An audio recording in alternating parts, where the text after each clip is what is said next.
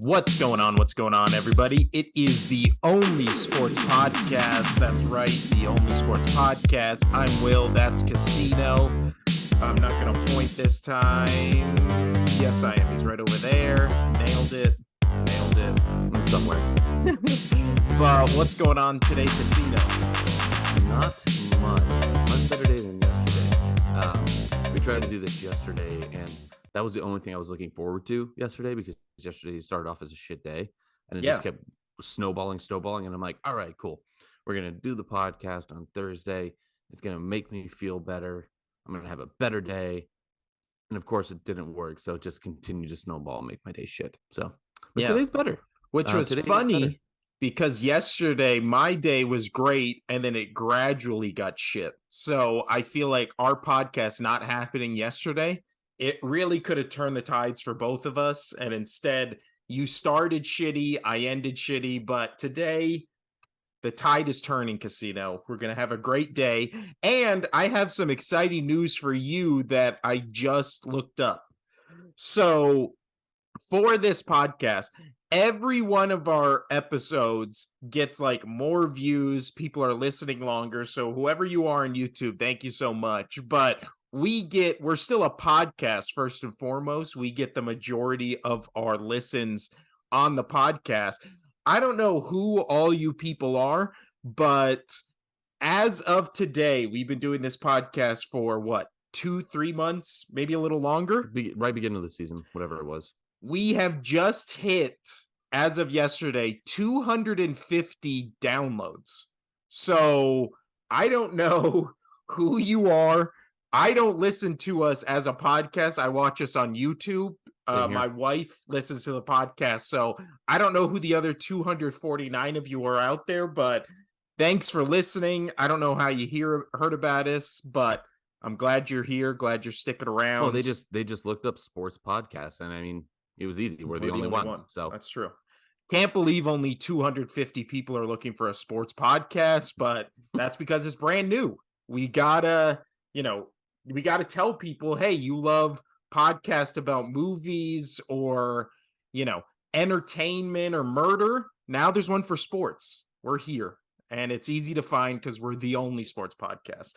But let's dive in, Casino. Well, before we dive in, we don't have to do the Raiders price watch anymore. I have bought the ticket. It is confirmed. Wait, let's start out. Oh, you already got me. So I watched it though. So I can tell you what it was Tuesday. Tuesday it was 225. So whatever it came down from before on Monday. Well, it started. Let me set this up. It started at 400, I believe. And then it went down all the way to 278, dropped to 268.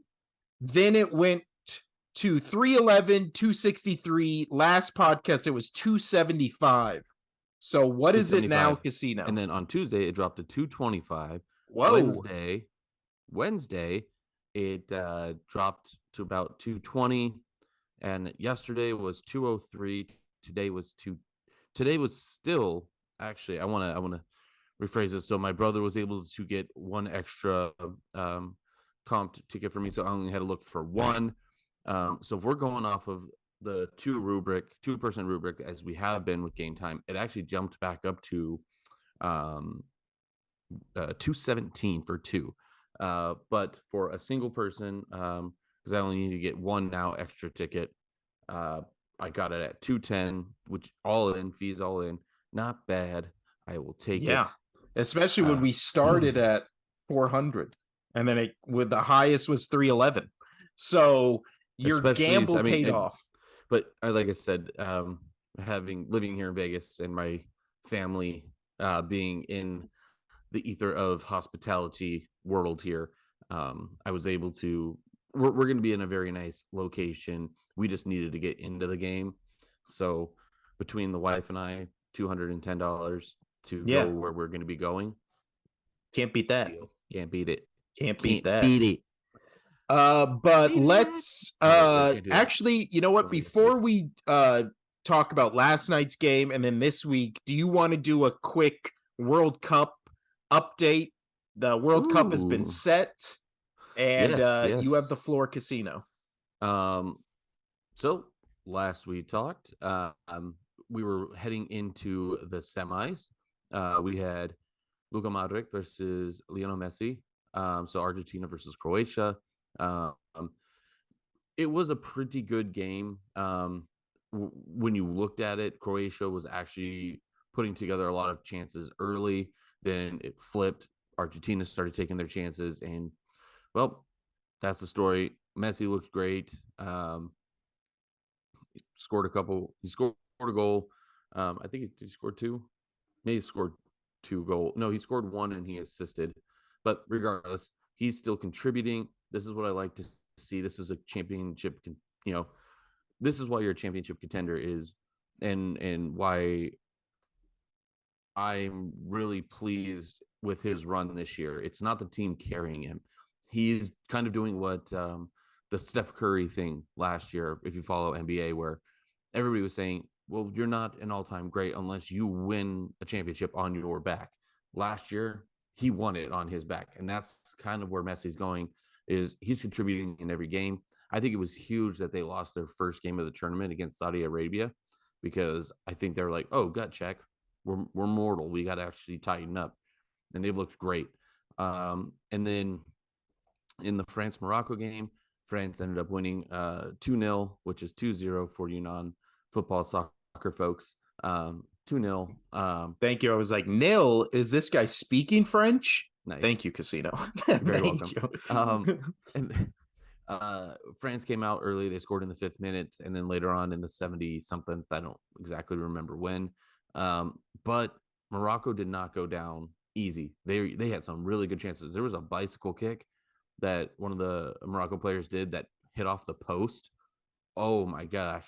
It was, I think the goalie may have been able to get his glove on it still, but it was solid. It looked great. They had a lot of good chances. So they were in this game, despite what the score shows.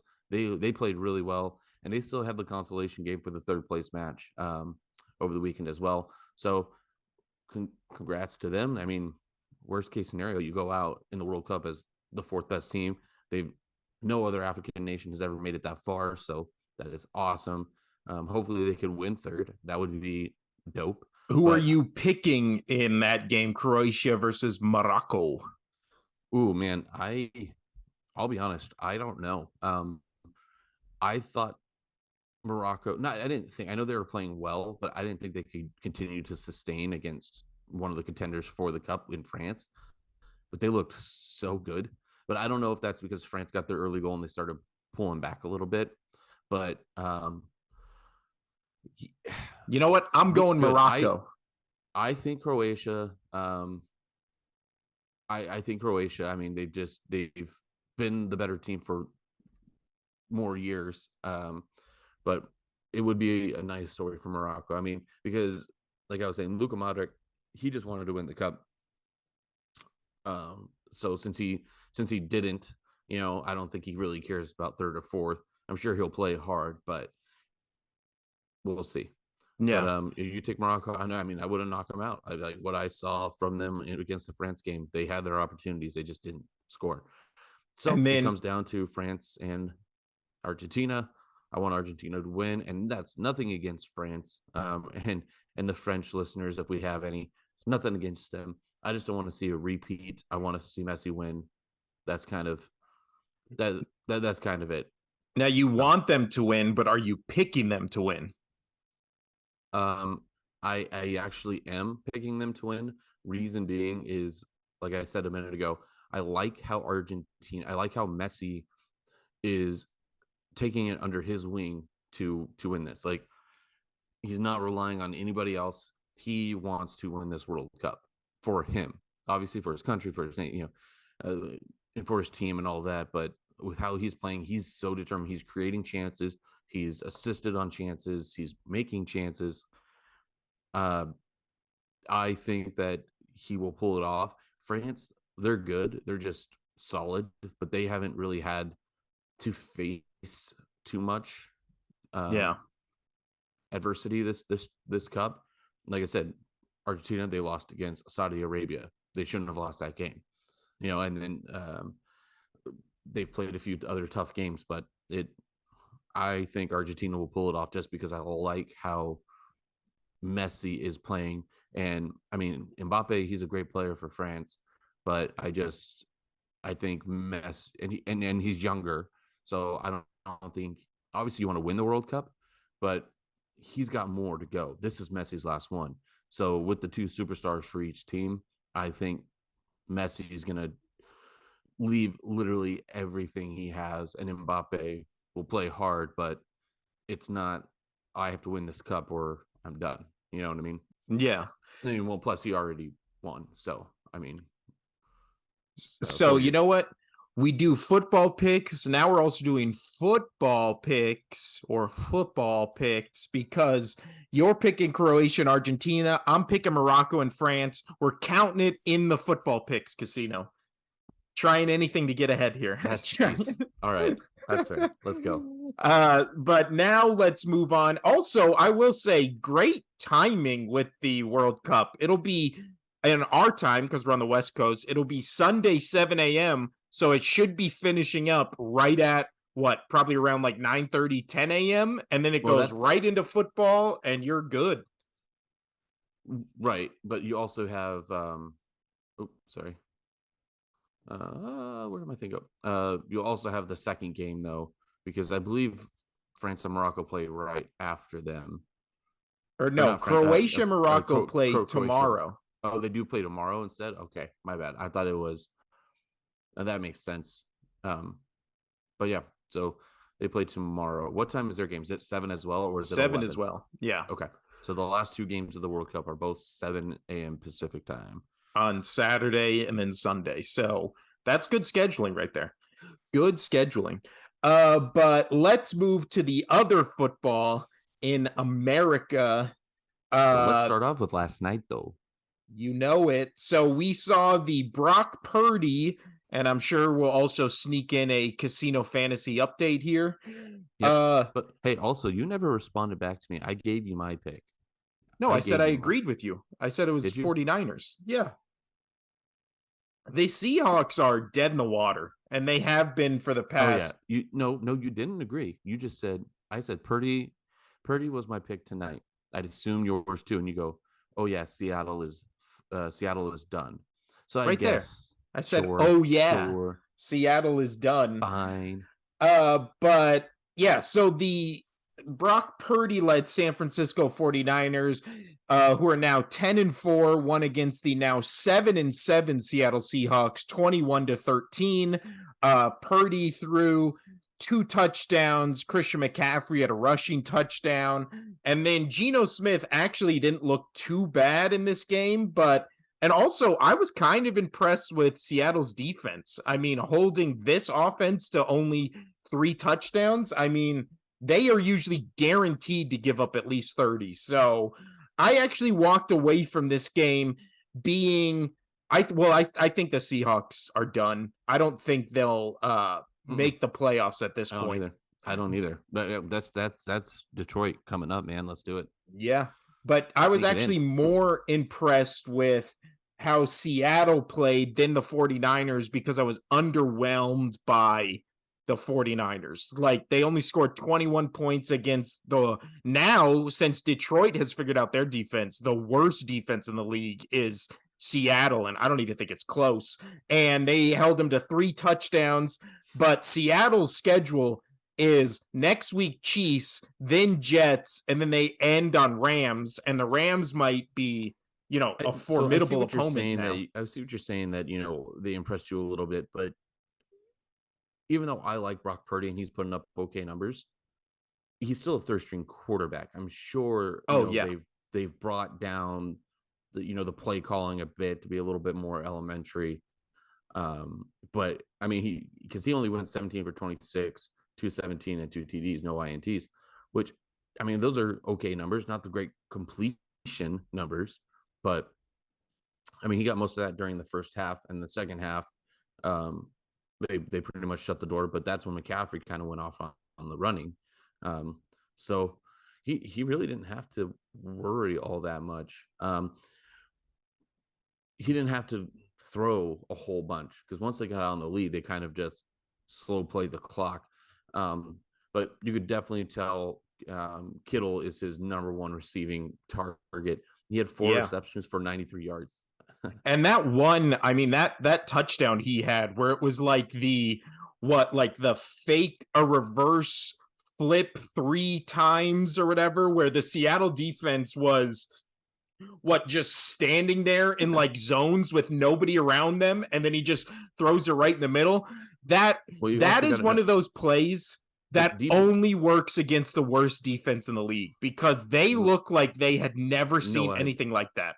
right, but also, I mean, he had to go to Kittle so much. Debo not in, Yeah. or so like. I mean, you throw that into the offense, and I Oh mean that's no. your top receiver. So They're like, scary. I'm not worried about San Fran at all. If they do stay a little, if it could worry me. The only thing I do see is you're talking about this defense, and I'm saying that it's a little elementary. Getting into the playoffs and start playing a better team, I'm sure they're going to play very well, but that would be my only concern. Because you said, I don't know if it was through text or whatever, um, their last 5 games, 4 games, whatever it is now, are kind of cupcakes. So Well, actually, Casino, and thank you for doing this great segue that we didn't plan at all. So this works out. How many teams I with think we know each a other.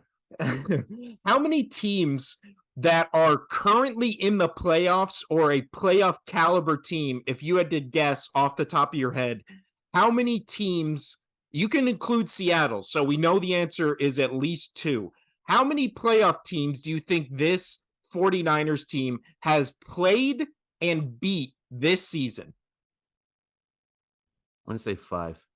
So, including Seattle, which will give 2, and they beat them both times, they blew out the Dolphins, if we remember at this point 3 weeks ago. The Buccaneers are technically in the playoffs, so they also blew them out. So, the 2 teams in the playoffs so far they've played, have blown out. They beat Seattle both times, and then the other team they won against was the Chargers, and then they got blown out by the Chiefs. So it's really, you actually nailed it. It's 5 teams, but it's technically 6 games because they played Seattle twice. Now, in those games, we don't know and we don't think the Buccaneers are good, right? They're leading the worst division in maybe football history if you add up, wins and losses and all that kind of shit. They're only applicable to that one year where Seattle got in the playoffs, and even that division was better than their division they're in now. The only team they've played that is legitimately quote unquote good are 2, the Dolphins and the Chiefs, right? They blew out the Dolphins and then they got blown out by the Chiefs. So, and then they played the Chargers within 5. So, of the 3, like, quote unquote, good teams, because I don't think we think Seattle is a good team, right? We've been talking about on this podcast that they're not a good team because their defense is the worst in the league, right? I mean, Geno even played in that game good, but they have to score minimum 30 points a game to win. So in their games against those teams, they've blown out a good team, got blown out by a good team, and then played within 5 points of a good team. So again, what it is, are we overvaluing this 49ers team just based on reputation? I mean, I don't think so. I I don't think so. Look at their roster. They can put stuff together. Look what they're doing with the third string quarterback. They're making it work. Debo is trying to be healthy, and I mean, this is the third quarterback this season that they are on. Like that is tough for any organization to do because now your players have to adjust to how that quarterback plays. So I don't think we're overhyping just because it's the organization. I just think they're good, and I think they're good. They got better when they got McCaffrey. They filled that void, and I think it's really impressive what they have done with the struggles they've had to keep players, important players, not saying star players, but important players in their positions. They have to keep pivoting, and they pivot well. Um, and I think they're gonna figure it out here, since we know Purdy is their quarterback going into the playoffs, unless he gets hurt again, and then that's a whole new, Pandora box waiting to open. But if Purdy is their quarterback into the playoffs, and they're able to sustain and play against these weaker-ish teams going into the playoffs, that gives them confidence, that makes them feel good. The offense has kind of figured it out. The offensive line, they understand how Purdy plays. Purdy understands how they play, um, when it comes to like having to scramble or stuff like that. So, or how he steps up into the pocket. It's little things, but it's all important things. So I'm not worried as of yet. If another big player goes down, or if Purdy goes down, then we might be calling people out of the water on this one, because the Sharks are coming. Yeah. Now, that's a good one. What is it? But I actually asked you that question, and it sounded like I was going to disagree with you. I actually agree with you. I just wanted to Well, you point just like out that. disagreeing with me in general.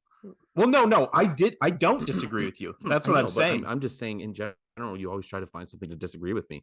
I mean, Yeah. we'll be talking about our. We promised the viewers we would talk about our. We already did, but I don't think we went in depth No, about no. When we get to our hockey. uh, Yes. our date night. But yeah, I wanted that margarita pizza and said it was going to be good, and you're like, no, man, I've always had a margarita pizza. It's what it is, man. Just no. I Yeah. don't know. I'm trying to find something here And to. that was, yeah, That was first a good off, choice, though. great example. Great Second choice. off, uh so the 49ers, I am worried about them, and they do scare me, but only from the standpoint of I'm an Eagles fan, and they seem like if the Eagles are 1A, the 49ers seem like 1B, 1A, 1B, however you want to say it, because they scare me because they are built the exact same way as the Eagles are built, right? They have a great running game. They Yeah, have a but great defense. the Niners don't have the MVP of the league. I mean, that's true, but they do have Jimmy G didn't scare me. Brock Purdy scares me because he is a dual threat quarterback. He can run, he can throw it. When you bring in like a Mike Shanahan, designed offense, the only thing that will save Philly in that game is they're going to be at home, they're going to be rested, and who knows if the 49ers get back Debo in Wait, time. are you giving credit to Shanahan? You love him so much. I don't think he's a good coach. I think he's a great offensive coordinator. There you go. So, and I think he's a great play designer. But I think this That's I team, think the most incredible thing is he is the best play designer. yeah, but I think this team is most dangerous because of how well put together the team is, which I don't think is a Shanahan thing. I think it's a John Lynch and that front office where, they've put together this crazy roster that has, one of the best, if not the best defense in the league. We talked about that, and that's the thing that is going to be really interesting about if we get to that point where it's a Philadelphia versus 49ers showdown, because they have similar offenses. They're both scary on offense, and then the 49ers have the best run defense. The Eagles have the best pass defense. So it's going to be like one of those things where can the 49ers establish a run game with that offense? We've seen weeks where, Christian McCaffrey gets 13 attempts and he only goes for 30 yards, and they just can't establish anything on the run. We have not seen an Eagles game where they can't establish where we haven't seen an Eagles game where if they can't establish the run, then they just beat you with the pass. If they can't establish the pass, they beat you with the run. We haven't seen a game where they get shut down and can't answer to, what the others. If they get shut down in the run, they do pass. If they get shut down in the pass, they do run. We haven't seen them shut down yet. So, but we also haven't seen them play as great a defense as the 49ers because there isn't one. So, I mean, obviously forgetting the Cowboys defense, that is best defense that's ever been in the NFL. Gotcha. But I want to touch on a little bit. I know we don't, you know, we're strictly sports. We don't talk about the politics things and all that kind of on the outside. We don't talk about a lot of scandals. I know we did, beginning of our podcast, but I do want to talk about. We're talking about offensive play design. So Mike Leach passing away. That Oh was yeah. he was one of the greatest offensive minds. I mean, he coached Patrick Mahomes, and I mean, look what Mahomes did, and does. So crazy, my buddy that you almost fought at that house party that we had because over a stupid basketball play. That was actually his uncle. So Really? yeah.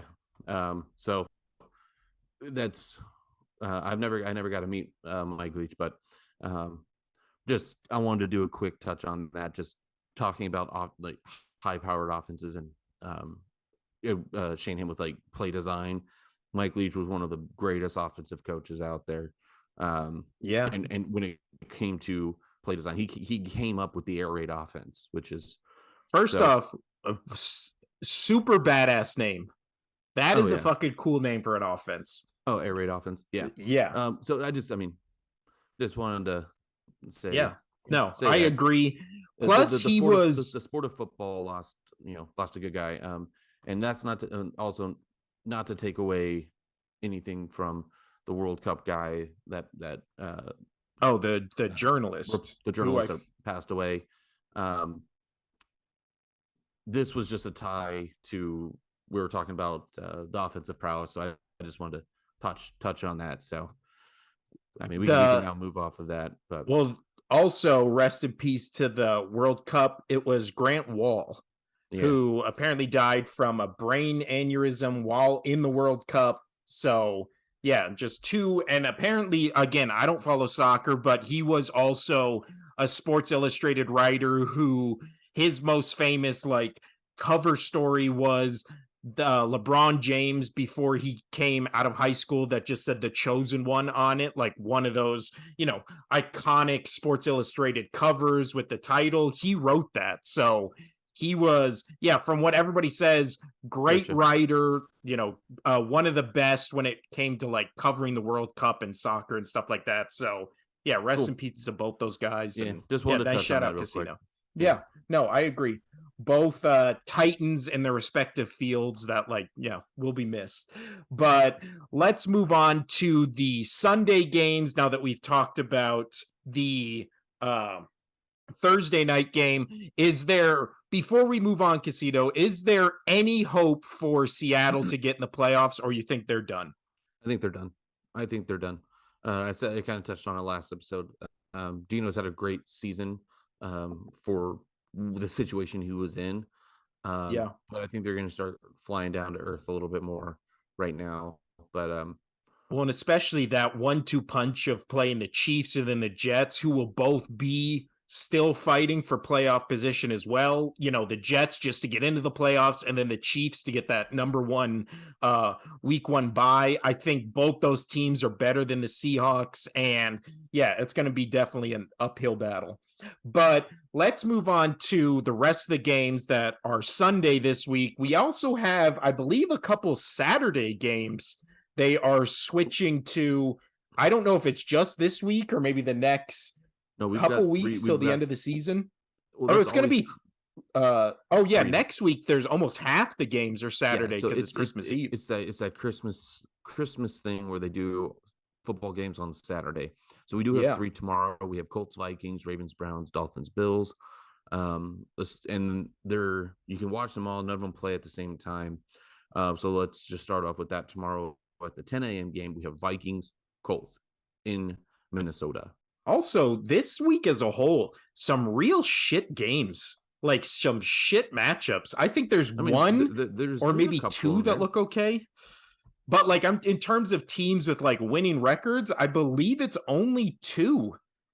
I think it is literally only Bengals, Bucks, Titans, Chargers, and But we've got other good games. Like tomorrow, you have Bills, Dolphins, which can oh, pretty much be the division. that's And true. then on Sunday, you have Jets, Lions. I want to watch that game because both of those teams are fighting for a last playoff spot. That would be a Yeah. good one to watch. Um, Meh. no matter how much, I can't stand these two teams. It won't be a fun game to watch, but Falcons Saints is a bit important. Um, and then Patriots Raiders, because I mean, I don't think the Raiders are going to make a playoff spot. I mean, they're too far back, but the Patriots, they need this win. Um, Yeah. so and then you have the Giants and Commanders. So I don't know what you're talking about. Giants and Commanders, both of them fighting for a playoff spot. So I I push back against you, my friend. No, I Push. still my what I said was teams with winning records. So only Buccaneers are 6-7, so they don't even qualify. It's literally only Titans, Chargers, uh Dolphins, Bills, and then Giants, Commanders. Those are the only 3 games where 2 teams with a winning record play each other. But that's what And makes it exciting, because then you have a few of those other games where teams are trying to fight for the playoffs. yeah. Yeah. I mean, I agree with you. Lions Jets seems fun. I don't think Bills Dolphins will be close. I think Bills blow them out. I And think so this then time around. Yes.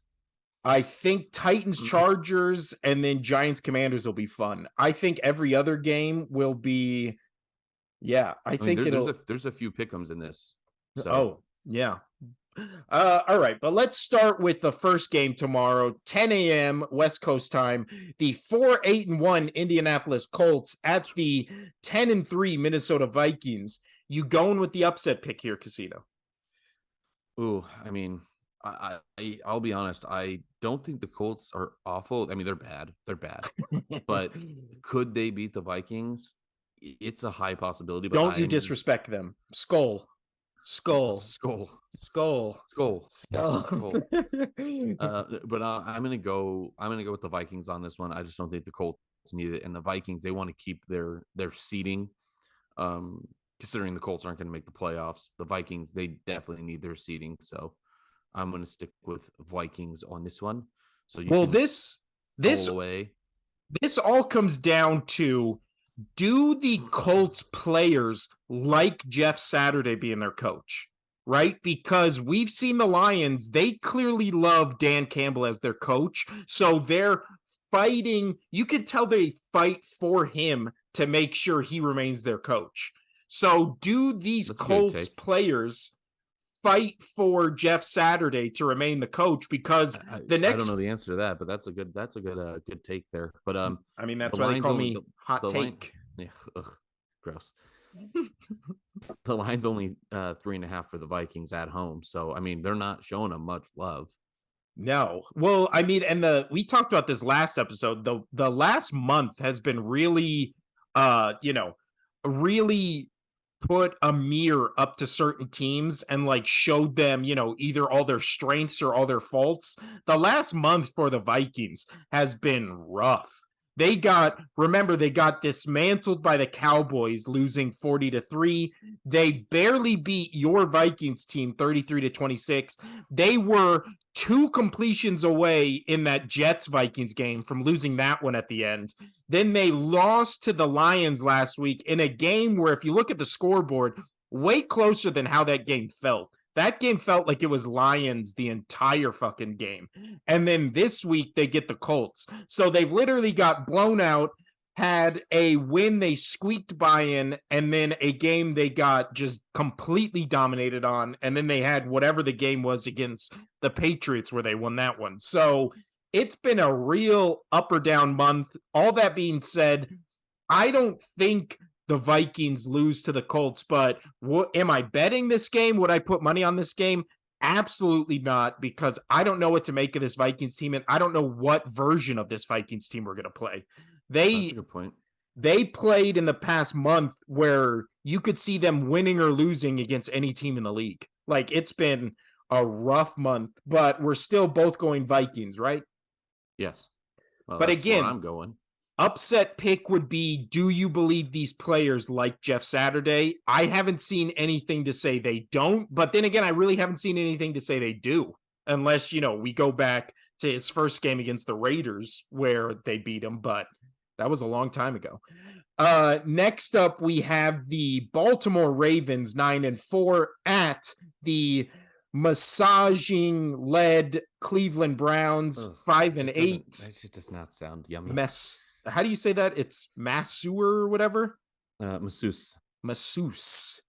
That is a cool word, but the number It one sounds masseuse French, and I know enemy, you and French words. You've already Deshaun Watson. masseuse, nil, I all know. those.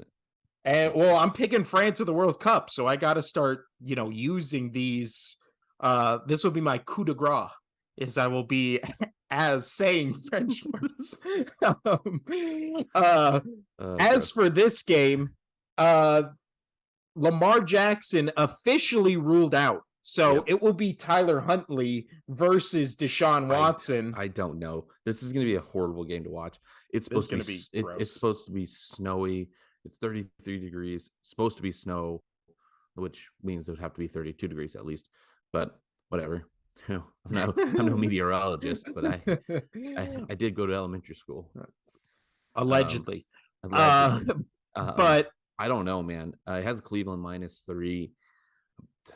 Maybe uh, I think I'm going to go with Cleveland on this just because of the run game. I don't know, man. I don't know. What's your take on this one? This one's tough. so This one's Baltimore. this looks like a garbage game. I mean, yeah, I don't know. Well, remember, we talked about this a couple weeks ago where San Francisco has like an historically great rush defense, right? As of today, and remember, they played one more game than everybody. They're still leading as the leading rush defense in the league. They're only allowing 74 yards a game.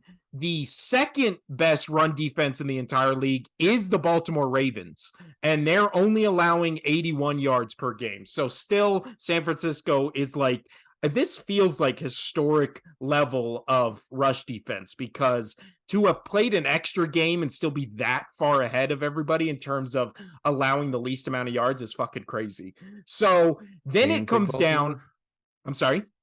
So does that mean you're taking Baltimore? Well, this is my case, Casino. The Browns are a rushing team, right? They have that two-headed monster of Hunt and Chubb, and then they're led by an actual monster, which is Deshaun Watson. So if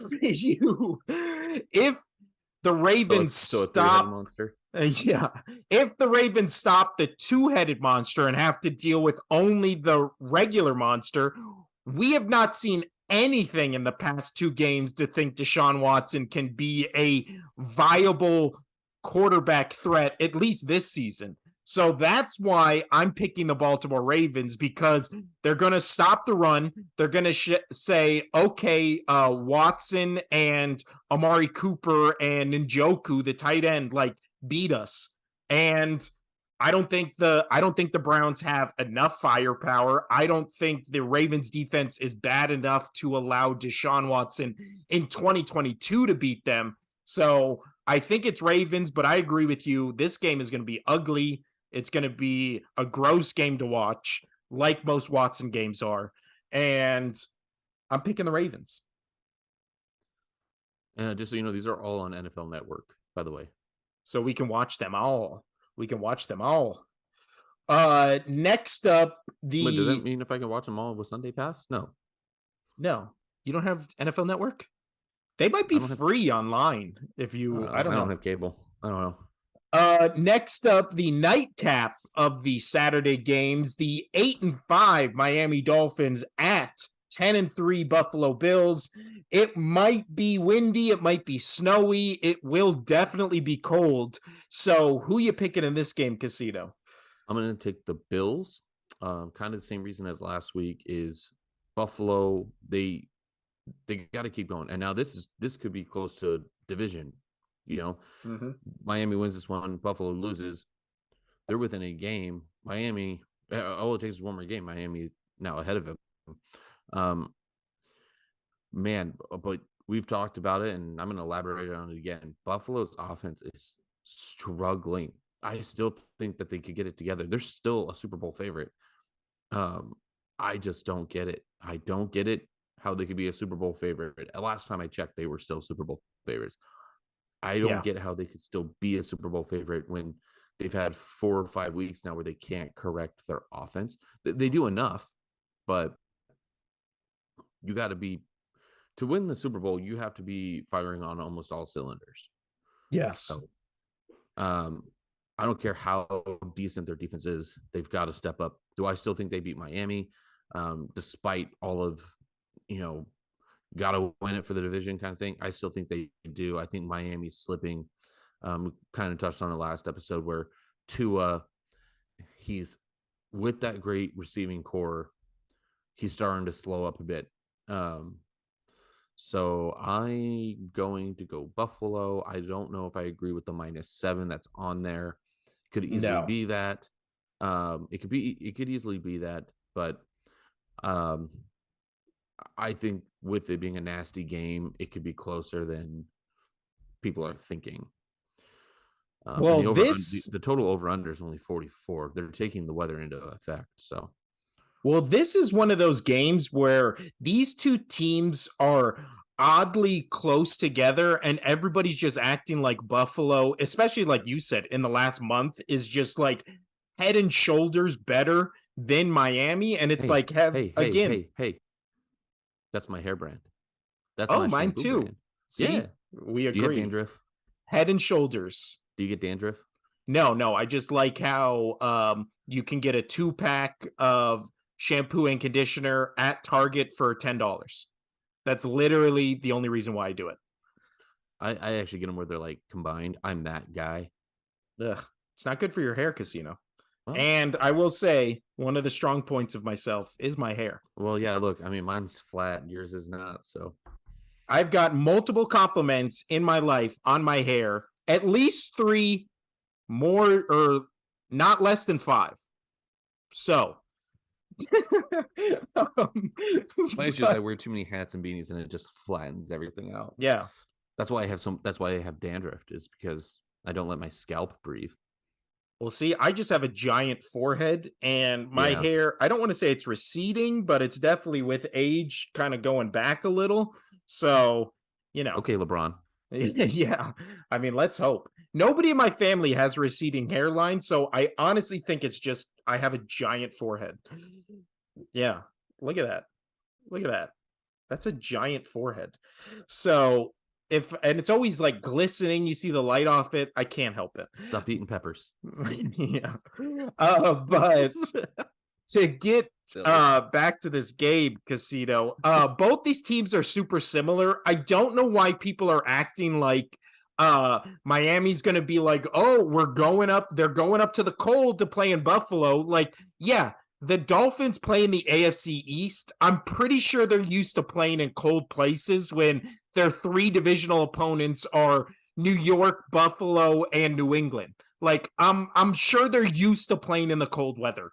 But it's also that thing where Miami doesn't have a rushing offense. The Bills' only rushing offense is Josh Allen. So the Dolphins are ranked 29th in rush yards per game. The Bills are ranked 8th, and I have no fucking idea how. I have no idea how the Buffalo offense is a top 10 rushing offense with what we see from them every game. But for that reason alone, I am going with the Bills as well because I don't think the Dolphins, I think they're regressing as an offense where the Bills, even if they're just average, can move the ball on this team. The Dolphins defense hasn't really done anything all year. They are 7th, though, in rush defense. So could that be a factor? I don't know. But Buffalo's 4th, and then oh, they are 19th in pass defense, but are you going to be really passing the ball that much in this game? No. Maybe. I feel like this game is going to be all wide receiver screens, all bubble screens, all slant passes to Tyreek. And honestly, that might be the formula to win. But yeah, I agree with you. I really do think Dolphins might be out of it, and Bills, I really think it's going to come down to that Bengals game next week where they might go again. We talked about it. They might drop from number 1 seed all the way to number 5, and then all of a sudden, you know, Kansas City gets tripped up in a game, and the Bengals are suddenly the number one team in the AFC with home field division home field advantage throughout the playoffs. It's a real possibility if you look at the schedule. It's crazy. Uh, Next up, the first of our Sunday morning games, and it just so happens to be the 12-1 Philadelphia Eagles at the 3-10 Chicago Bears. What's crazy about this game is with all the talk this week, you would think the Eagles were playing the Cowboys, but they're not. So let's talk about it, Casino. Micah Let's talk. Parsons was on the Von Miller podcast, and there are some common misconceptions about this. People keep saying he was asked the question by Von Miller. By the way, that's no, not he a wasn't. sports podcast. That's not a sports podcast. No, I don't know what it is. It's a Von Miller is a radio show or something. I don't know. But there's common misconceptions when other sports talk shows talk about this. They keep saying that Von Miller asked Micah Parsons about Jalen Hurts. If you listen to the show, no, he didn't. He was not asked he did not ask Micah Parsons a question. Micah Parsons brought this up on his own and asked Von Miller the question, and then Von Miller kind of asked back like, well, what do you think? So people are trying to be like, he was asked a question, he gave his honest answer. No, he wasn't. He brought this up to talk shit about Jalen Hurts so he could talk shit about Jalen Hurts. This was not him asking a question. This was him asking a question and then answering it himself. So he said, is it Jalen Hurts or is it the team? And then he also, a clip that is also not being shown, he then compared Jalen Hurts to Brock Purdy and said it was the same situation where it's the system and it's a system quarterback put on a great team. So, what's your take, Casino? I mean, your lovely, fiery attitude is my take on that. I agree exactly with what you're trying to put across here. It's outrageous. Just complete insanity. I don't understand how you could say that about Jalen Hurts, because you say, okay, so the system, right? Well, that system is the best system ever created then, because that means they have something in place for everything that happens on that field, and then not only to that, say that was the case, that it was the system, he still has to react to that system correctly and do it at 100% flawless, which he pretty much is. So if it was a system, he's just amazing at doing what he's doing. But that's not the case. He's a good quarterback. You put him on any team right now and they would be better. And I am including the Chiefs. I am including Sanford. You put him on any team in the NFL right now, and he would make your team better. Well, also, first off, people keep being like, if you put Patrick Mahomes on the Eagles, you would make that trade in a heartbeat and he would make the Eagles better. No. First off, no, he wouldn't, because to be better, he literally has to win one more game. And I'm sorry, this season is Patrick Mahomes undefeated? Because if you put him on the Eagles, he would have to be undefeated to make that team better, because that's the only team they lost to. And people keep saying, oh, well, it's just the system. It's just the system. It's just the system. So I'm sorry, was the Kansas City Chiefs a shithole franchise before Patrick Mahomes got in there? So Patrick Mahomes started in 2018. In 2017, the Chiefs were 10-6. In 2016, they were 12-4. 2015, they were 11-5. 2014, they were 9-7. 2013, they were 11-5. So the year before Patrick Mahomes started for the Chiefs, they went 12-4. The year after he started for the Chiefs, they went 10-6. No, I'm sorry. In 2017, they went 10-6. So the year prior to that, they went 12-4. So with Patrick Mahomes, they lost 2 more games than they had the previous year. And then he went 12-4, 12-4, 14-2, 12-5. So again, people act like Mahomes he didn't end up at Kansas City that had already established a great team with a great coach with great weapons. Like, they were already a great team and winning that division and getting deep into playoff runs before Mahomes got there. The Eagles won the Super Bowl, and then it's been a dumpster fire from 2018. They won in 2017. So it's been a dumpster fire from 2017 to 2022. So then all of a sudden Hurts comes in, and now they're 12-1 and the favorites in the NFC at least to win the Super Bowl. So this like fucking insane narrative where Patrick Mahomes went to a 1-16 team and now all of a sudden they're Super Bowl champions, like, is not the case. Like, we need to stop this fucking garbage where everybody just like does a take and then they just stick to that take, and then it's just like, no matter what happens, I'm still going to revert back to that take. Segue. Thank you so much. So the segue to this casino is now we have piggybacking on Mika Parsons' comments, we have everybody's favorite son of a quarterback, Chris Sims, right? Who before the start of this season had Jalen Hurts ranked as the 40th best quarterback in the league. There's 32 teams. So he thought there was 7 backups who were better than Jalen Hurts before the season started. So now, of course, Jalen Hurts is the MVP frontrunner. And Chris Sims said he wouldn't get my MVP vote, which he actually does have an MVP vote because they give those out to randos, I guess. I don't know. But he said he wouldn't get my MVP vote. They have the best O-line in football, second best wide receiver duo, a great tight end. There's just no way he's more valuable than Mahomes, Allen, or Burrow. No way if Minshew is in, the Eagles are still damn good. I'm sorry.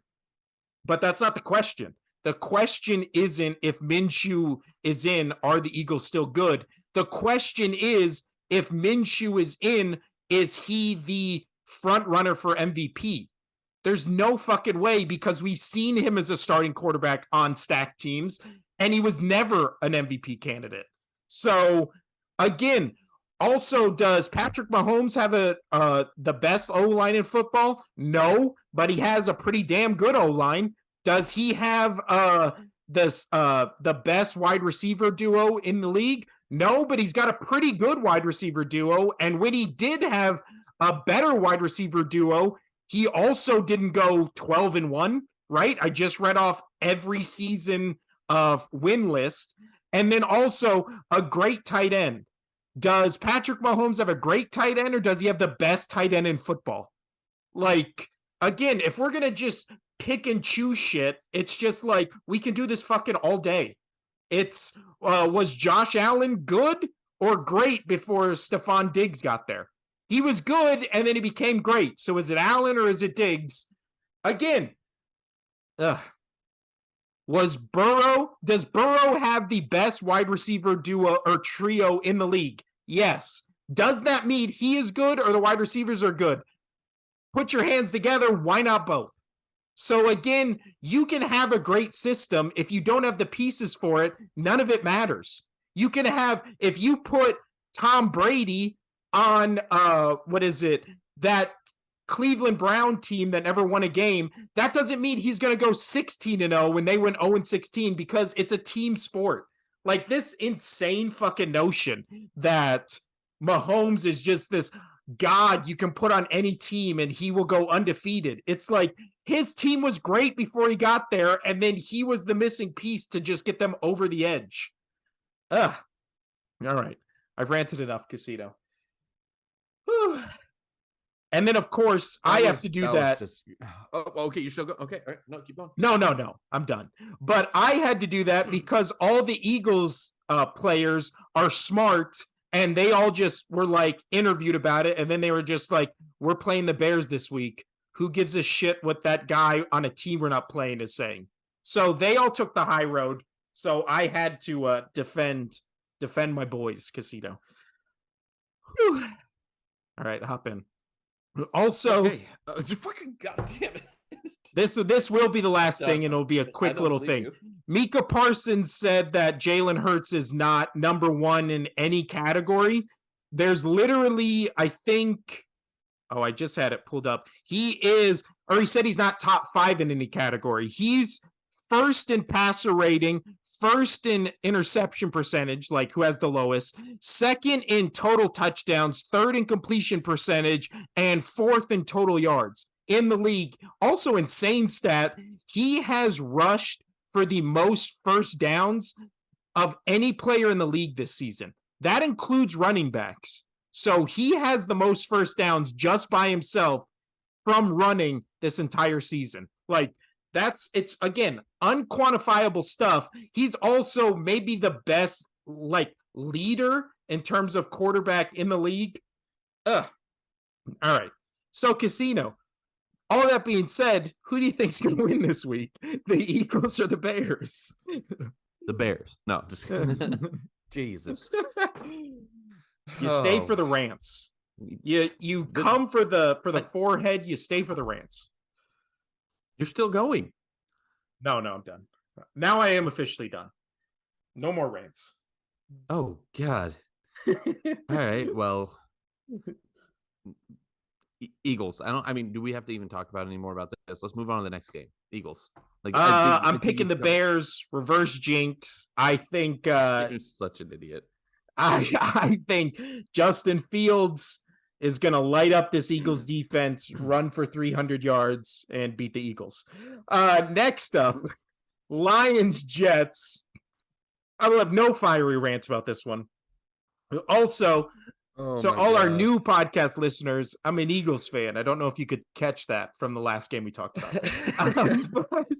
But even if you weren't an Eagles fan, you're talking about the MVP here and talking about somebody who's not agreeing with this by any means. I'm not an Eagles fan. I'm on this podcast saying I don't like the Eagles. I'm not an Eagles fan. I like them 2 times a year when they play the Cowboys. That's the only time that I'll cheer for them. Yeah. But it's insanity what the league and how most people talking about Jalen Hurts are talking about him. Not everybody. Some people praise the guy, but there's some fucking idiots out there that I just don't get.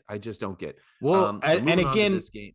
My issue was literally just acting like it's like a sin or like unbelievable that people are saying he deserves MVP over Mahomes. And it's just like, they're literally almost like 1 and 2 in every passing category. Like MVP is this season.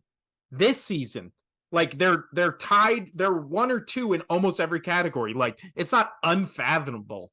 And he also has the better team with the better record.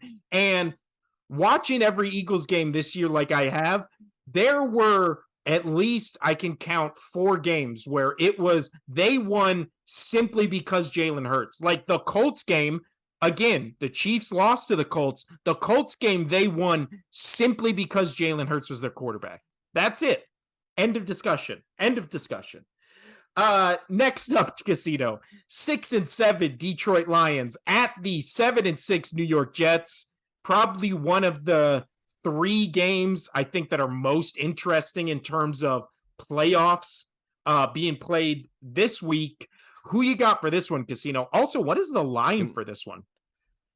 -1.5 for Detroit. And I am going, I know it's up in Jersey, but I am taking Detroit. Reason being, breaking news. I'm just seeing this. Breaking news. Zach Wilson is starting this game. Mike White has been ruled out because they have been saying he has not been medically cleared to play. So Zach Wilson will be the starter for this game. That motherfucker making that motherfucking comeback. He's in, So Casino. when was this breaking news? This was yesterday. It said Jets QB Mike White has no doubt he'll play against Lions.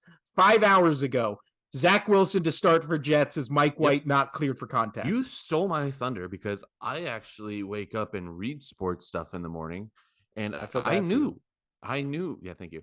I knew our favorite motherfucker was starting this game, and I was gonna say it, and that is why I'm choosing Detroit because I don't trust Zach Wilson. So thank you. I'm just, you know what? I'm just gonna hit mute and let you run the show today. Like this is the BJ show. This is fantastic.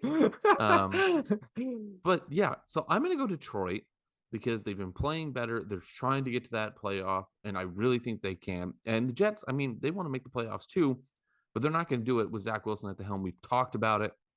Yes, it's Detroit. They have a bad defense, but they've been playing much, much better. But if it comes down to a shootout between uh and I know the Jets have a good defense. However, I'm rolling with Detroit on this one. I think they have more steam. They've won more games lately than the Jets. The Jets are good. They're hit and miss right now. They're playing tough games, but Detroit just seems like they're on a warpath.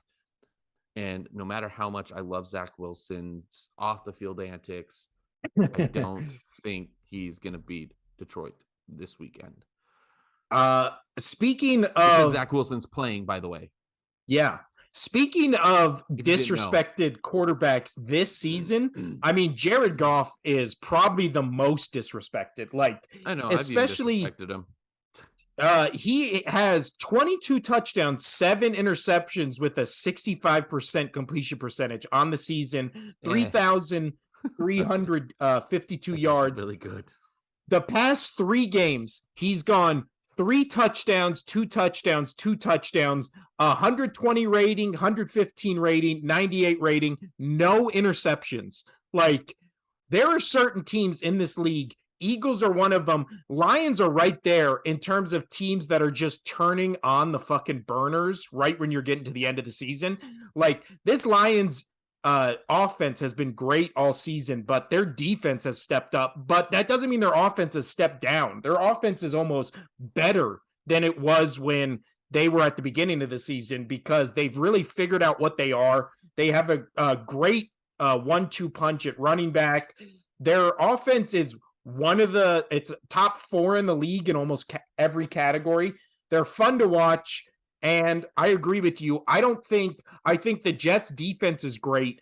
I don't think they have anything to stop this Lions offense. And I definitely don't think they have anything on offense that can match the firepower of the Lions. So I'm picking the Lions. Just like you said, if it becomes a shootout, which I think it will, I don't think the Jets can keep up, especially with Zach Wilson, who, is throwing for 115 yards a game. Like, unless, this is his breakout game, which will make it fun. But this is one I think both of us will definitely be watching. I think the remainder of the games now we could kind of just roll through. Yeah. Next up, a game I really have no interest in. I don't think there's many, maybe some playoff implications, maybe. The 5-8 Pittsburgh Steelers at the 5-8 Carolina Panthers. The Panthers can still win the NFC South if they win out, shockingly. The Pittsburgh Steelers can potentially back into the playoffs, but I don't think they will. Who you got on this one, Casino?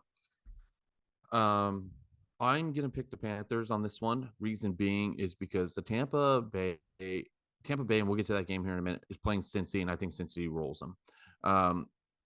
Carolina, if they win, they're right there. Yep. So, and if I'm not mistaken, they've beaten the Tampa. Yeah, they beat the Tampa Bay Buccaneers. The Buccaneers or the Panthers? Yes, they did. Yes. So they've already beat them this year. So they win tomorrow. Tomorrow, and the Panthers lose or Bucks lose on Sunday. They take it. So that's why I'm going with. I'm going to kind of cover 2 games here. For that game, I'm picking the Panthers to win. I'm also picking over on the Atlanta and New Orleans side. Again, both these games, I think they're just bad games. I'm not going to really watch them. I am going to say uh, New Orleans will probably win this, but I think that it's going to be really tight with the Falcons. I think they want to win this as well. Um, Well, also they for that game, Mariota's out. It's going to be right, Ritter. right. So making his first start against, again, a Saints defense that is no joke. Like So that I Saints think the defense is legit. Saints. So I think the Saints are going to win this one. So that's who I'm picking for here.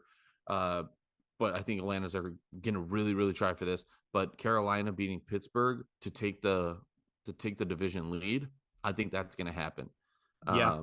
I think Carolina is going to beat Pitt, and then New Orleans is going to beat Atlanta just because, as you were saying, Mariota's out because I made that great move in Casino's fantasy quarter. Um, so I'm really happy there. That's kind of where I'm at with those two games. I don't Oh, really, unless you wanted to talk with them, I don't really have much to talk about. well, the only thing we have not mentioned is as of 2 hours ago, Kenny Pickett is listed as doubtful against the Panthers, Oh, which means it I would actually did be, not read that one. yeah, which means it would be, maybe you should read more fantasy news when you wake up, Casino. But I woke up fine. I woke up early. I wake up early. I don't wake up, at what is this? 1:30. I don't wake up at 11 every day. I have a child. I have a that's true. child. Yeah. Childs are the best alarm clock because they're screaming in your face to wake up at 7 a.m., which is fun. But so that means it'll be Mitchell Trubisky, probably most likely. I mean, if it's Friday already and they're still listing him as doubtful, I don't see how he makes it into the game. Oh, So I agree with you on both those. I'm picking the Panthers because the Panthers are weirdly surging right now, which makes no sense whatsoever. And then the Saints, better defense, competent offense with a new starting quarterback. I don't think the Falcons have enough to beat that. Let's go to a weird game. The 10-3 Kansas City Chiefs at the 1-11-1 Houston Texans, who are feisty. Feisty? Can we say they're feisty? feisty, but I mean, they played Dallas, and I think Dallas has a lot of issues. I don't think Kansas City has a lot of issues. I think KC rolls. It's minus 14 for KC. It's supposed to be rainy. I'm I'm going KC all day. Um, Yeah. I don't think Houston has a shot in this one. No, Um, I agree. I think I Houston. I know that you talked high about Houston against the Dallas game, and you were right. Um, but that's Dallas. This is KC. Two No, different I agree. teams. Well, also, I just think coaching matters in the NFL, and I don't think Mike McCarthy is even in the same Oh no, he's not even the same galaxy realm. as fucking Andy Yeah. Reid. So I don't think. I also think the Texans are going to come in thinking like, oh, we can hang with anybody, and then the score is going to be 21-0, and they're going to be like, no, we can't. I think last week was definitely a anomaly compared to a trend that's starting with this Texans team, but I think it's Chiefs all day in a blowout. Next up, a game that is mildly interesting. Maybe upset alert on this. The 10-3 Dallas Cowboys at the 5-8 Jacksonville Jaguars. Again, all the talk this week has been Cowboys players talking about the Eagles, which they don't play next week. So maybe a trap game. This seems like the definition of what a trap game I is. I'm gonna roll with you. I'm I'm picking Jacksonville Jags. They're only +4 against Dallas. It's gonna be a rainy game. Dak's gonna actually have to try to throw well. I like Trevor Lawrence's fight.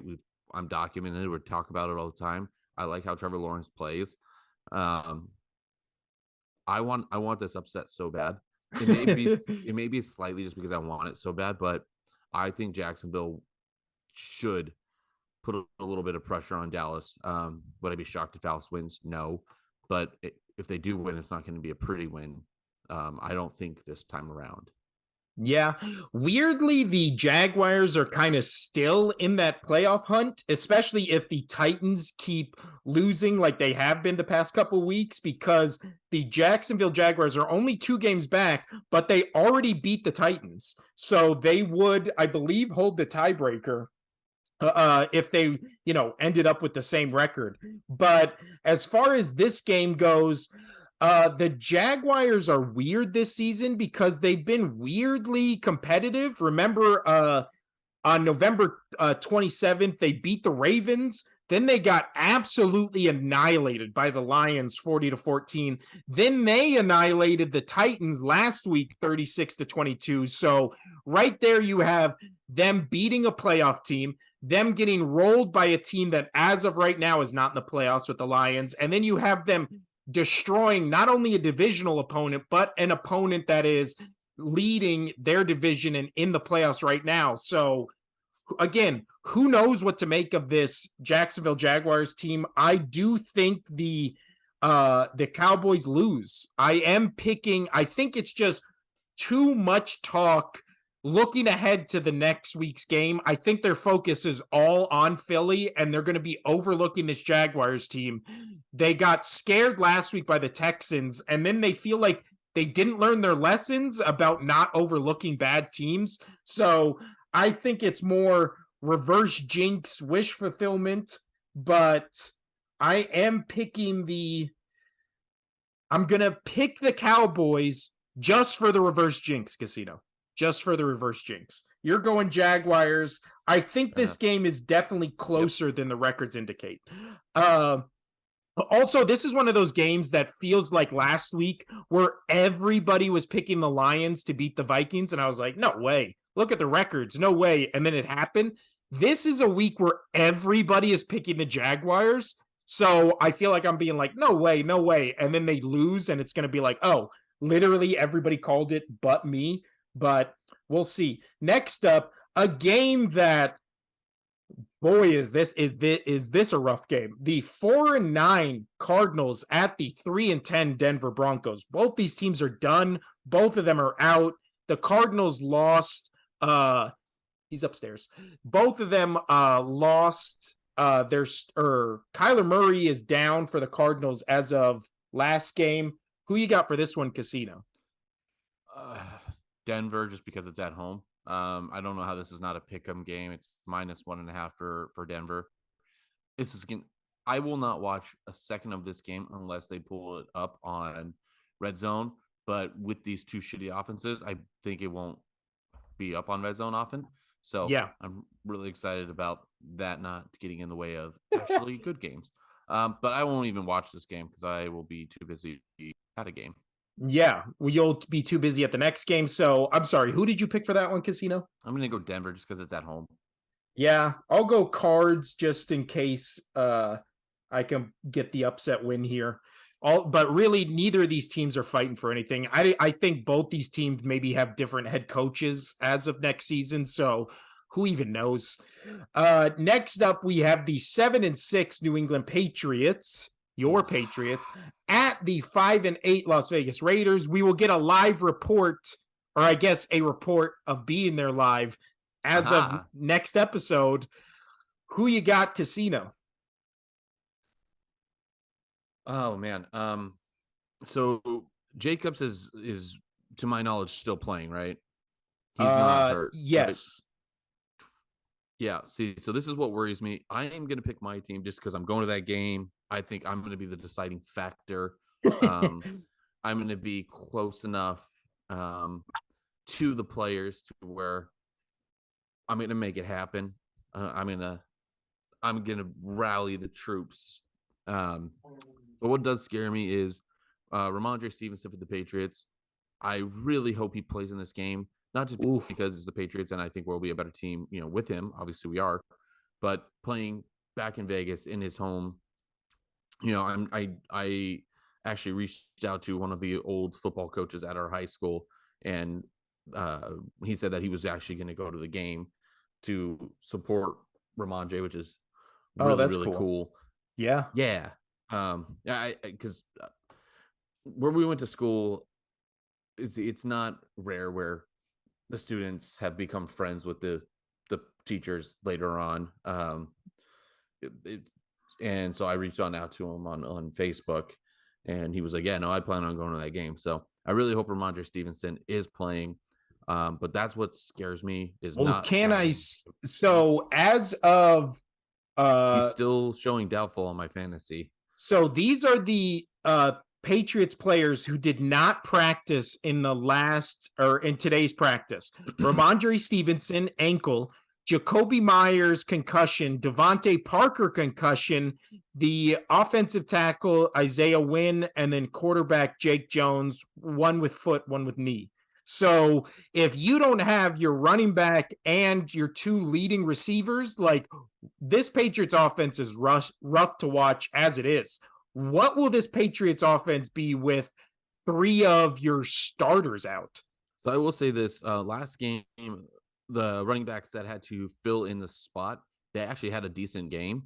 They actually played pretty okay, but then again, it was against the Cardinals, so that's tough to watch. But Strong Junior, he had 5 attempts in rushing with 70 yards and a touchdown, so not too bad there. Harris didn't do too great when we have, Kevin Harris, because we have Here, a keep different talking. I'll be one right back. also. Yeah, no worries. And Ramondre Stevenson, he did go out, so hopefully he can come back, but he's not practicing, so he seems doubtful. But we do. Hunter Henry really stepped up. He only had three targets last game, but he was able to catch all of them for 70 yards. So pretty much it just needs to be another big game for him. Um, it's going to be tough, but the Raiders defense, I've seen too many flaws in it. I don't know. BJ will have the statistics on their actual defense of a team. Actually, let me pull that up here. So they, for defense, there we go. If I can find it, maybe not. I can't see their actual stats because I'm on a different site than what he looks at. But Raiders are only, with all of those injuries the Patriots have, the Raiders are only expected to win this game by 1 at home.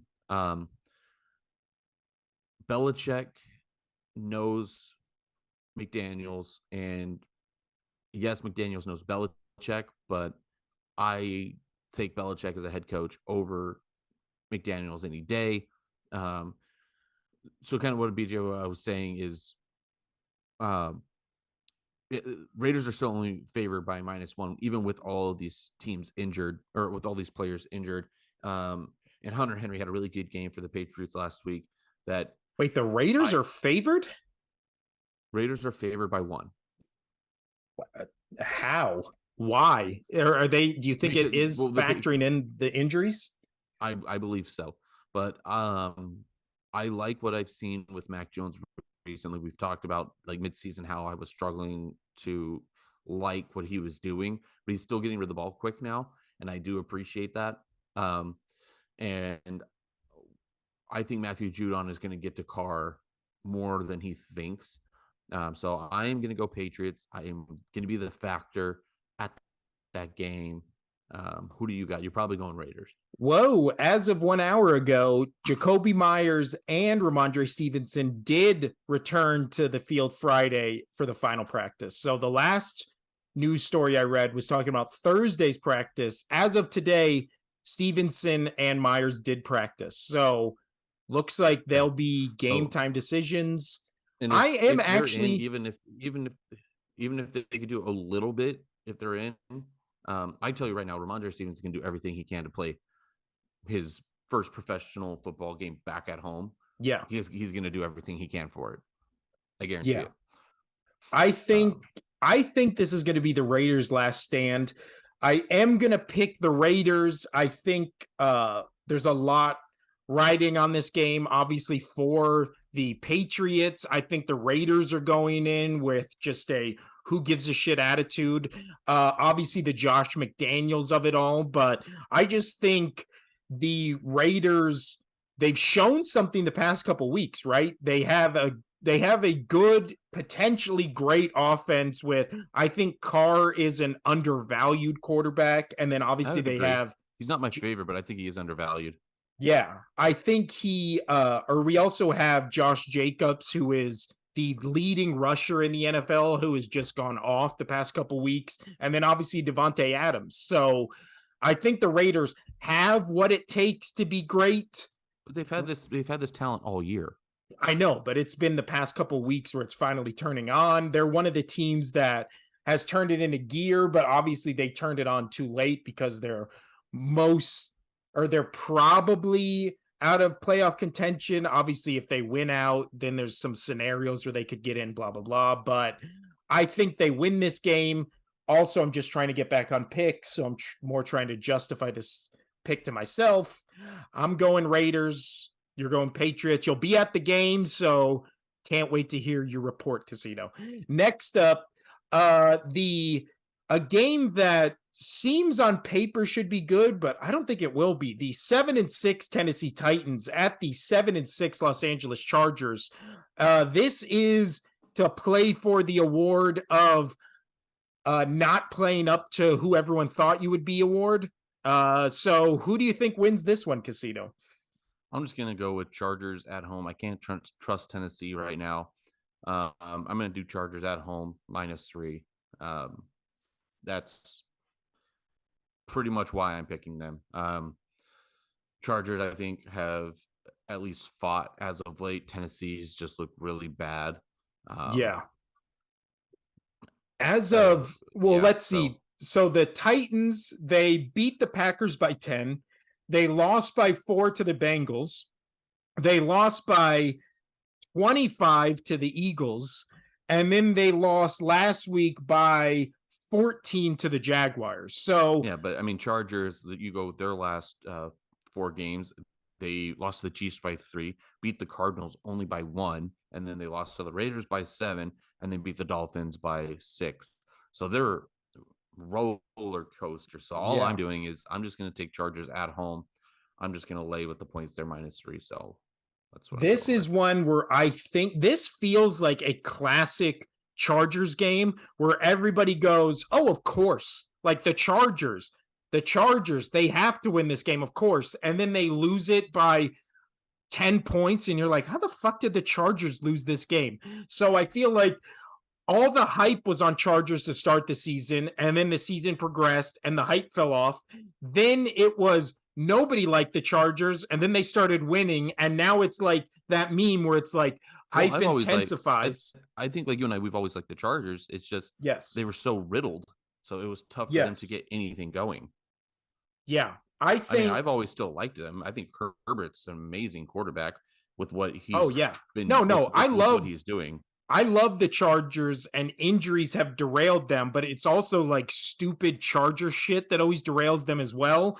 And I think this is one of those games. Everybody's going to be picking them. Everybody's going to be like, Chargers are back. They're finally back. And then they lose this game and you don't understand it. We have a lot That's of different picks this week because it sounds like you're going Tennessee. I am actually going Tennessee. I think it's the last gasp of Tennessee. I think all the money, all the picks are going to be on Chargers. It's going to fire up, a Mike Vrabel team that I believe can be fired up and loves I love Mike Mike Vrabel Vrabel. and will Mike fight for him. Vrabel's great. Yeah, so I'm picking the last gasp of the Tennessee Titans. I'm going Titans. Next up, a game I think we will agree on: the 9-4 Cincinnati Bengals at the 6-7 Tampa Bay Bucks. I think this has potential to be blowout of the week. Yeah, and it's crazy since he's only by 3.5. Here's the thing. I just don't know about being a blowout. It's still a Tom Brady offense. I know he's old. I know but again, I don't think he's the main issue with that team. No. So I don't think it'll be a blowout, but I do have Cincy winning and actually 3.5. I think they win by a touchdown. I could see them winning by 10. I wouldn't put money on it because, again, like you said, it's Tom Brady. So we've been waiting for it all season for like the Tom Brady game where he just We haven't seen it. Yeah, and we haven't seen it. Could we see it here? Outside of that 2 touchdown comeback within 5 minutes, I think True. that was Maybe that vintage was Tom the Tom Brady. Brady game. Yeah. But I'm not I'm But we not gotta. ballsy But enough. again, talking about that game, the receivers actually caught the fucking football because he was putting it where they can catch it, and they actually made their plays. Oh, perfect. Kids starting to wake up. So we got one more game, well, two more games on the docket, but one worth of note. The other shitty. Um, So we're both picking Bengals. Again, there's possibility, but Tom Brady has to be Tom Brady, which again, he still could be. So that is a possibility. Next up, you know what? Let's do the Monday night game first, because I feel like there's less to talk about. The Baker Mayfield led Los Angeles Rams 4-9 go into Green Bay to take on the 5-8 Green Bay Packers. Who you got in this game, Casino? um, I I don't agree at all with Green Bay -7. I think that's No. crazy. Um, However, I am going to stick with Green Bay on this one. Being in Lambeau, it's 23 degrees. It's supposed to be snowy.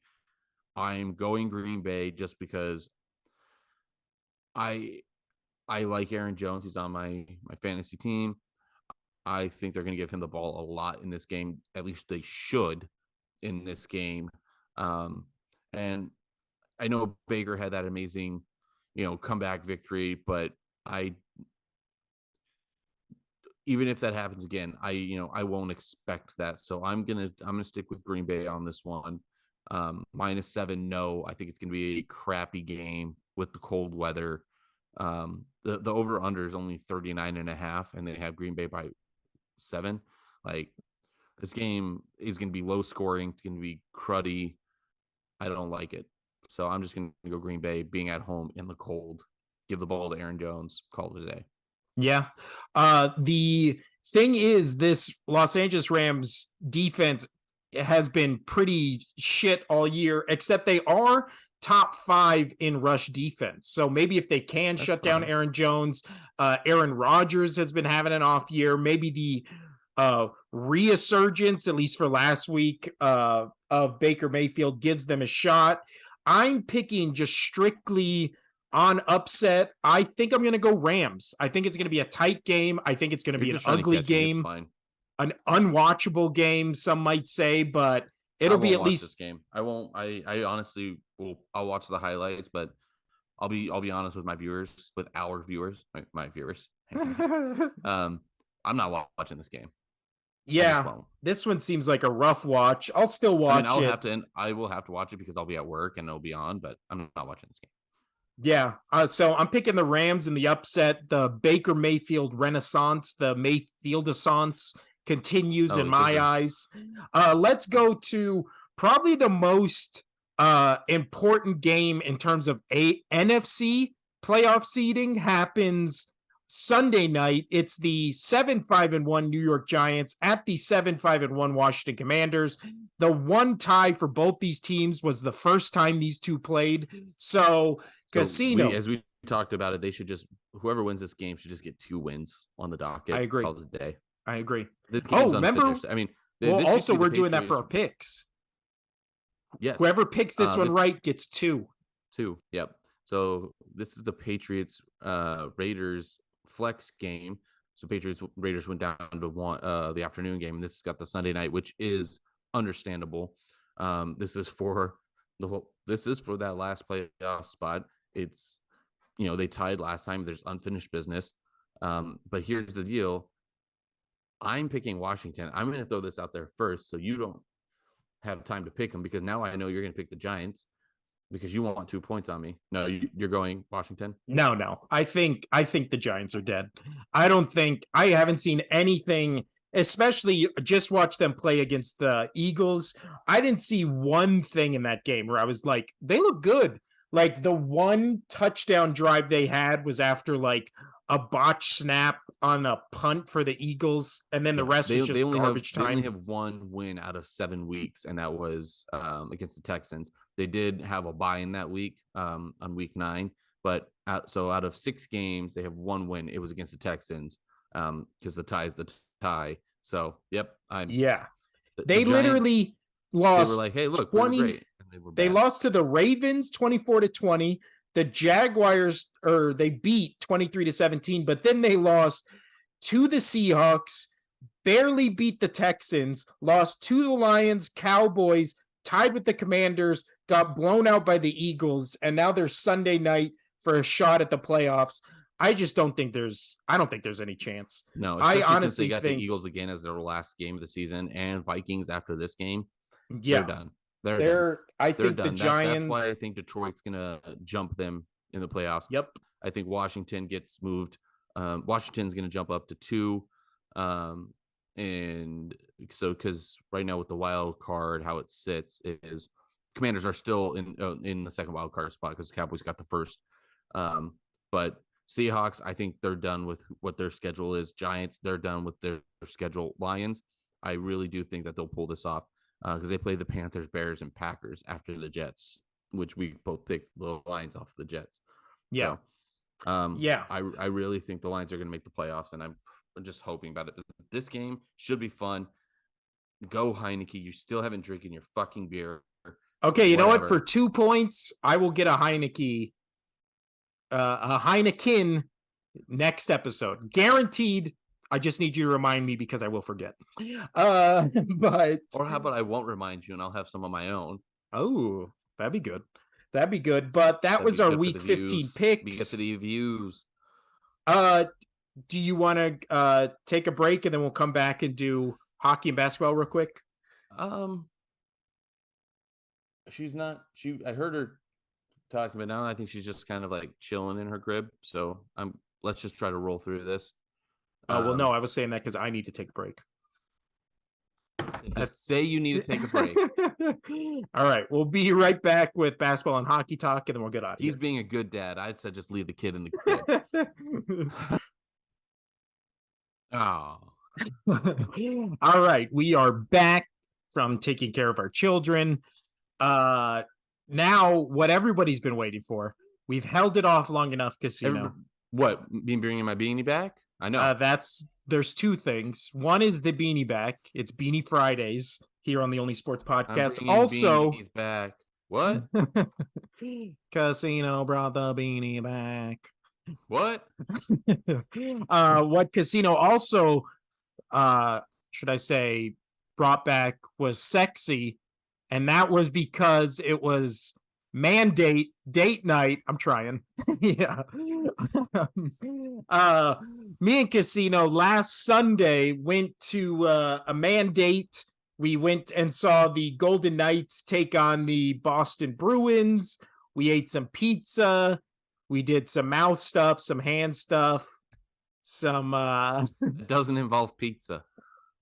No, it involved alcoholic beverages. We picked it up with our hand, put it in our mouths, and then we went home and we woke up sore the next morning because we were cheering so hard. So, Casino, anything to report from our date night? That we haven't already covered? Yeah, you didn't call me back. You didn't text me 3 days after. So now I'm in this will they, won't they situation. Does he like me? Does he not? I don't know. I put up with you. No, I mean, I think we kind of talked about our wonderful experience, and I won some money, which was phenomenal. Oh, that's true. I forgot that part. Oh yeah, you don't remember talking about this last segment? I do. Or last episode, you mean? Yeah. I don't think we talked about the winning money part. So obviously we're in Vegas. So we're always within 5 feet of a casino here in Vegas, right? We all live on the Strip. So that's what my wife says. Get it? Yeah. And I am always 5 minutes away from a craps table, if you know what I'm saying. Because any table could be a craps table, depending on what you ate before. So we were at next to the craps table was the roulette table. Casino bet his lucky number, walked away with a couple big ones. More than a couple. I walked away with almost 5 good big ones. And we're not talking like G's here. I would lose my shit. No. It was not a taxable number. I know a lot of our fan base is the IRS. So this is all above the books, by the books. No need to, but yeah, let's fun. Yeah, but we watched. So with that game, we're going to move into hockey. The Knights lost to the Bruins. However, that still keeps. Let's start over on the Eastern Conference. That still keeps the Bruins with only 29 games played. Hold on, my dog's about to rip down my door.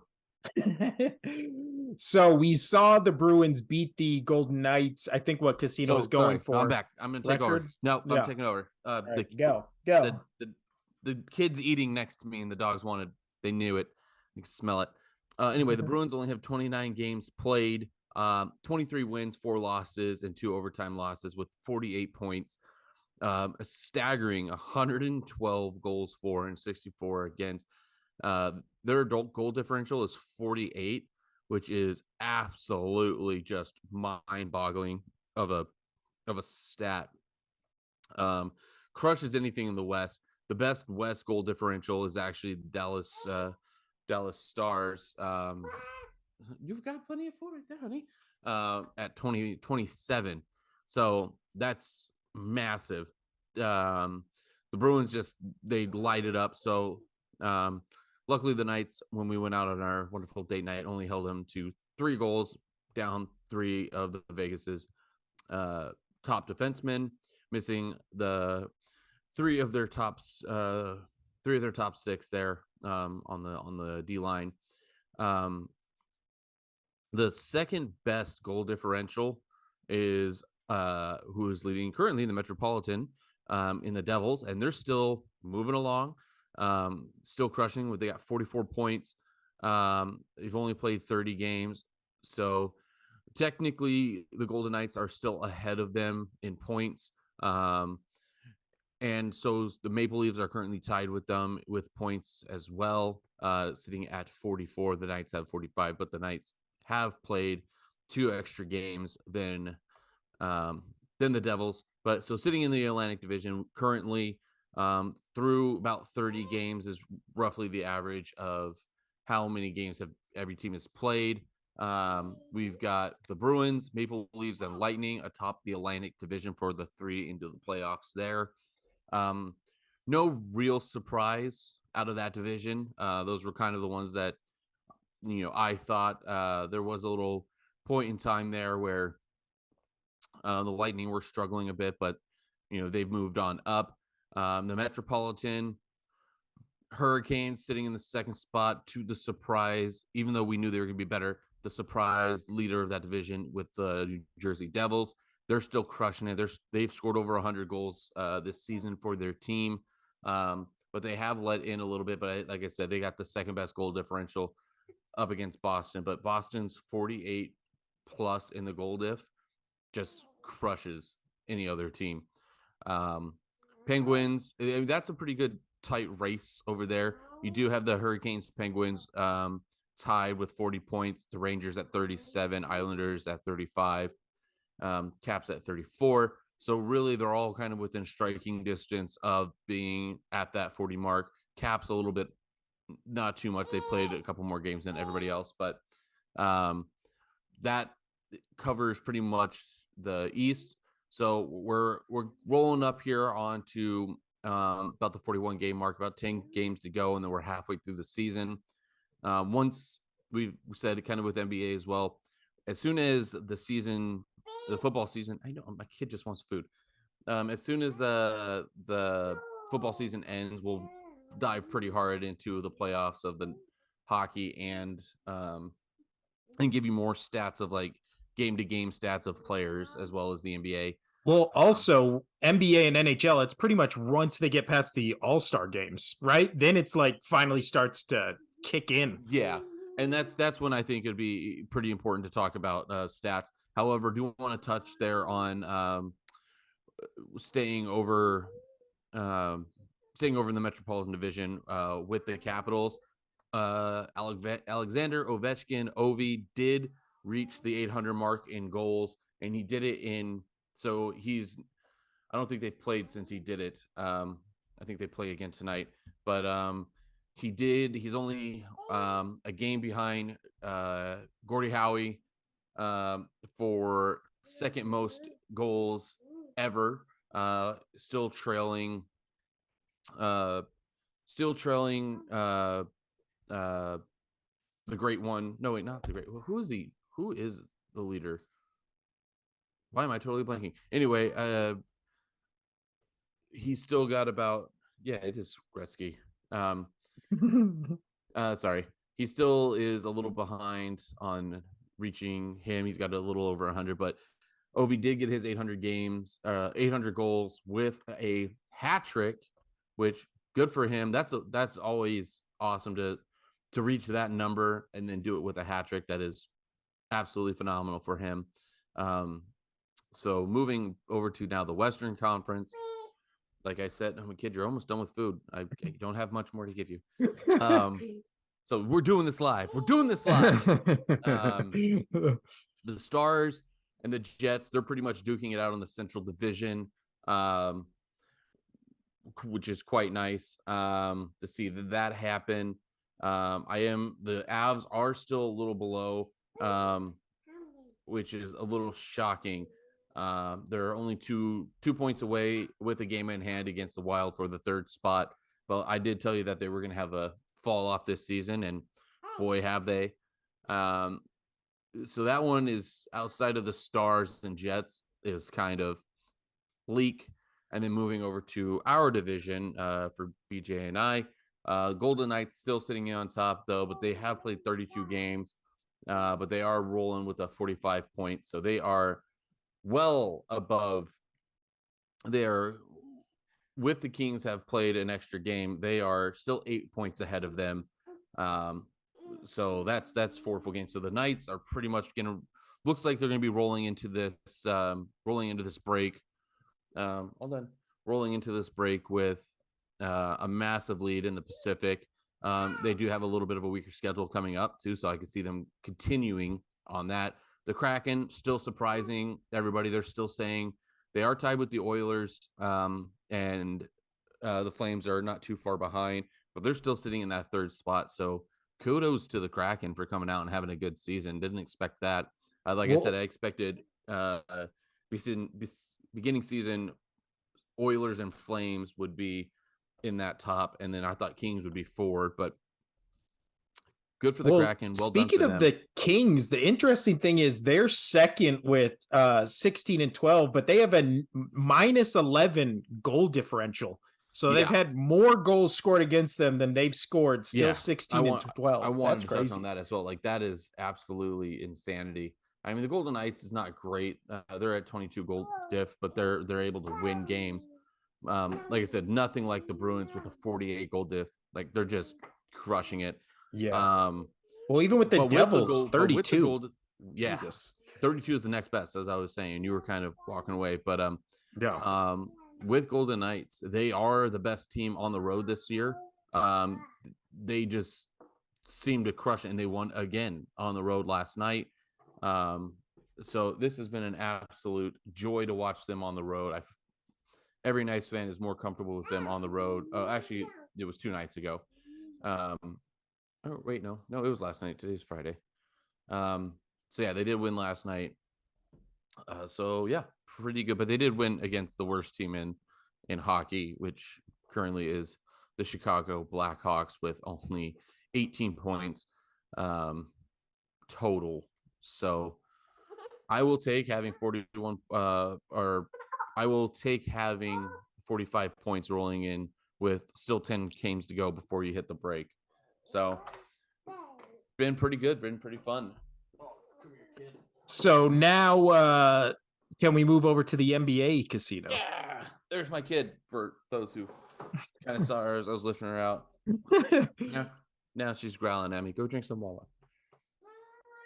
Yeah.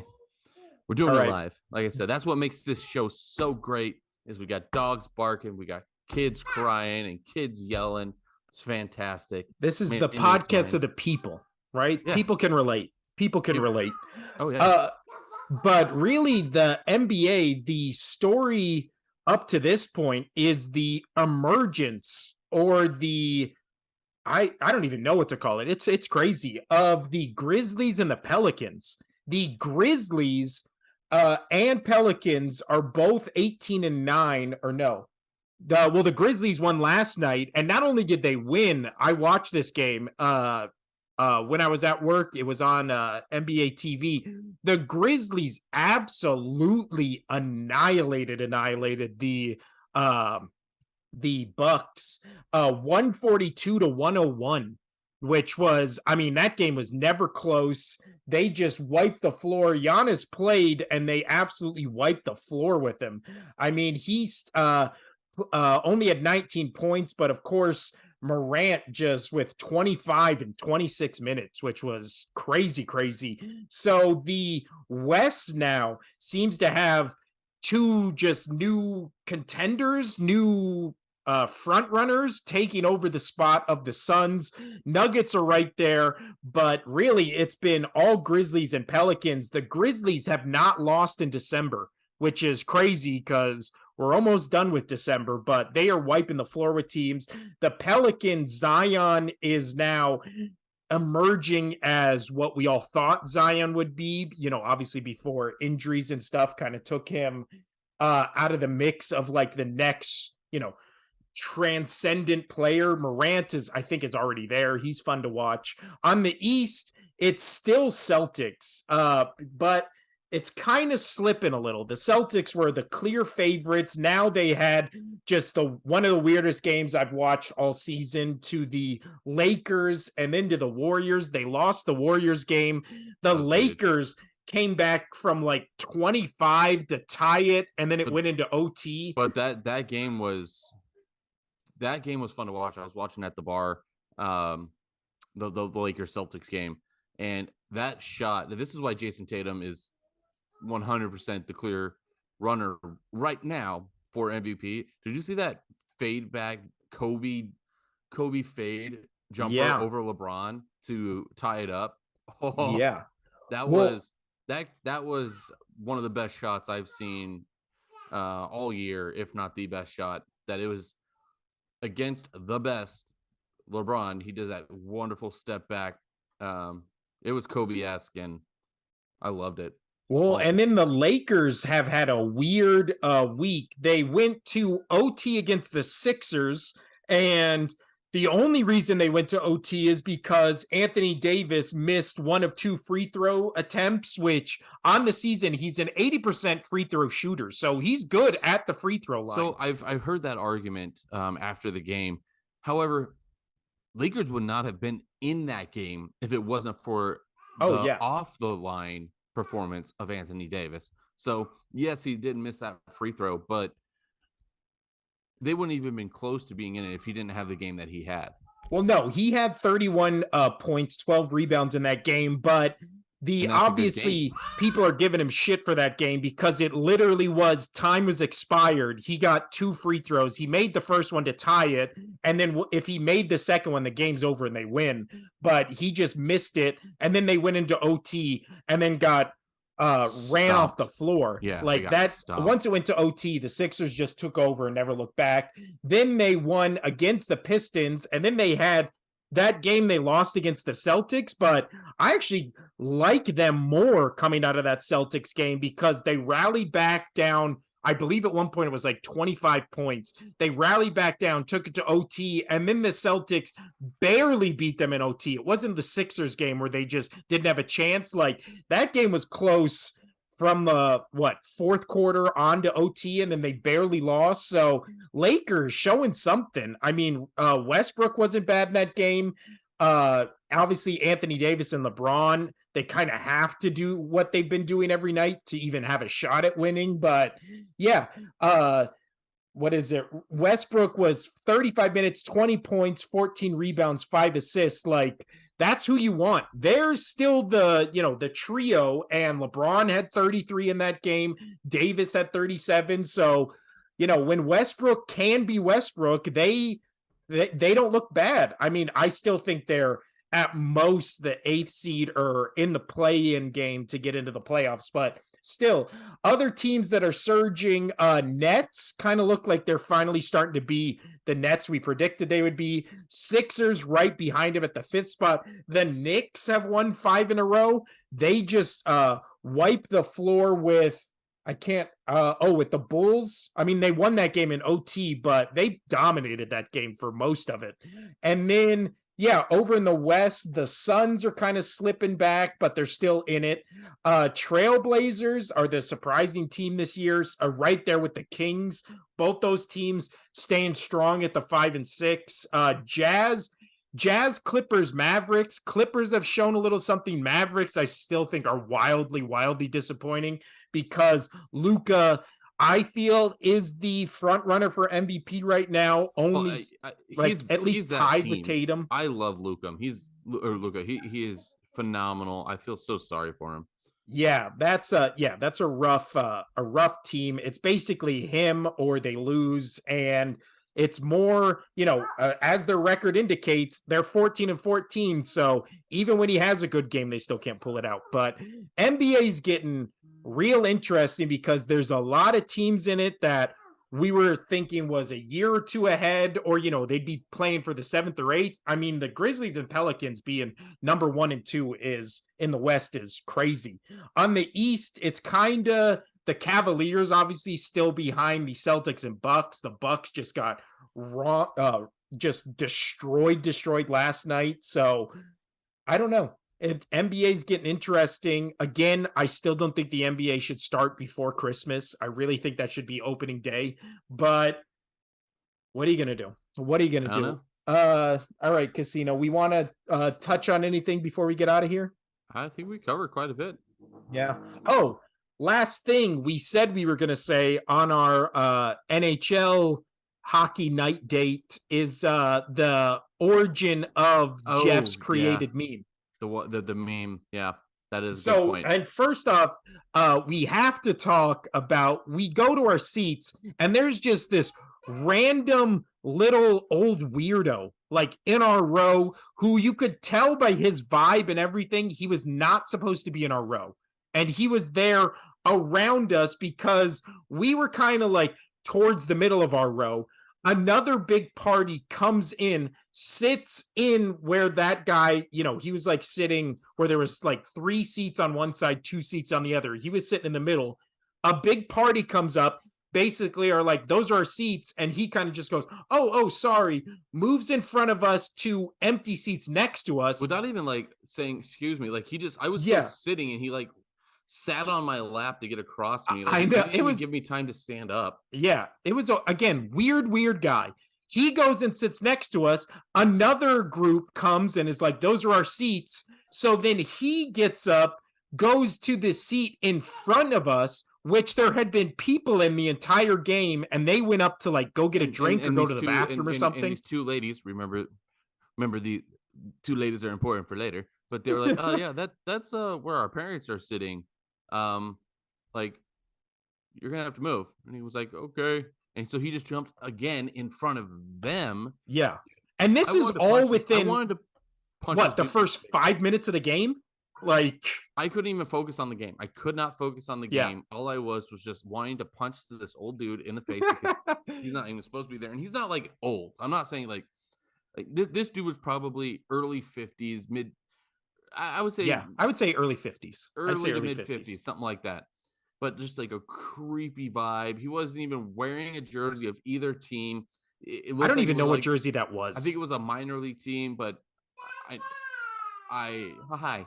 But it was just weird. It did not look right.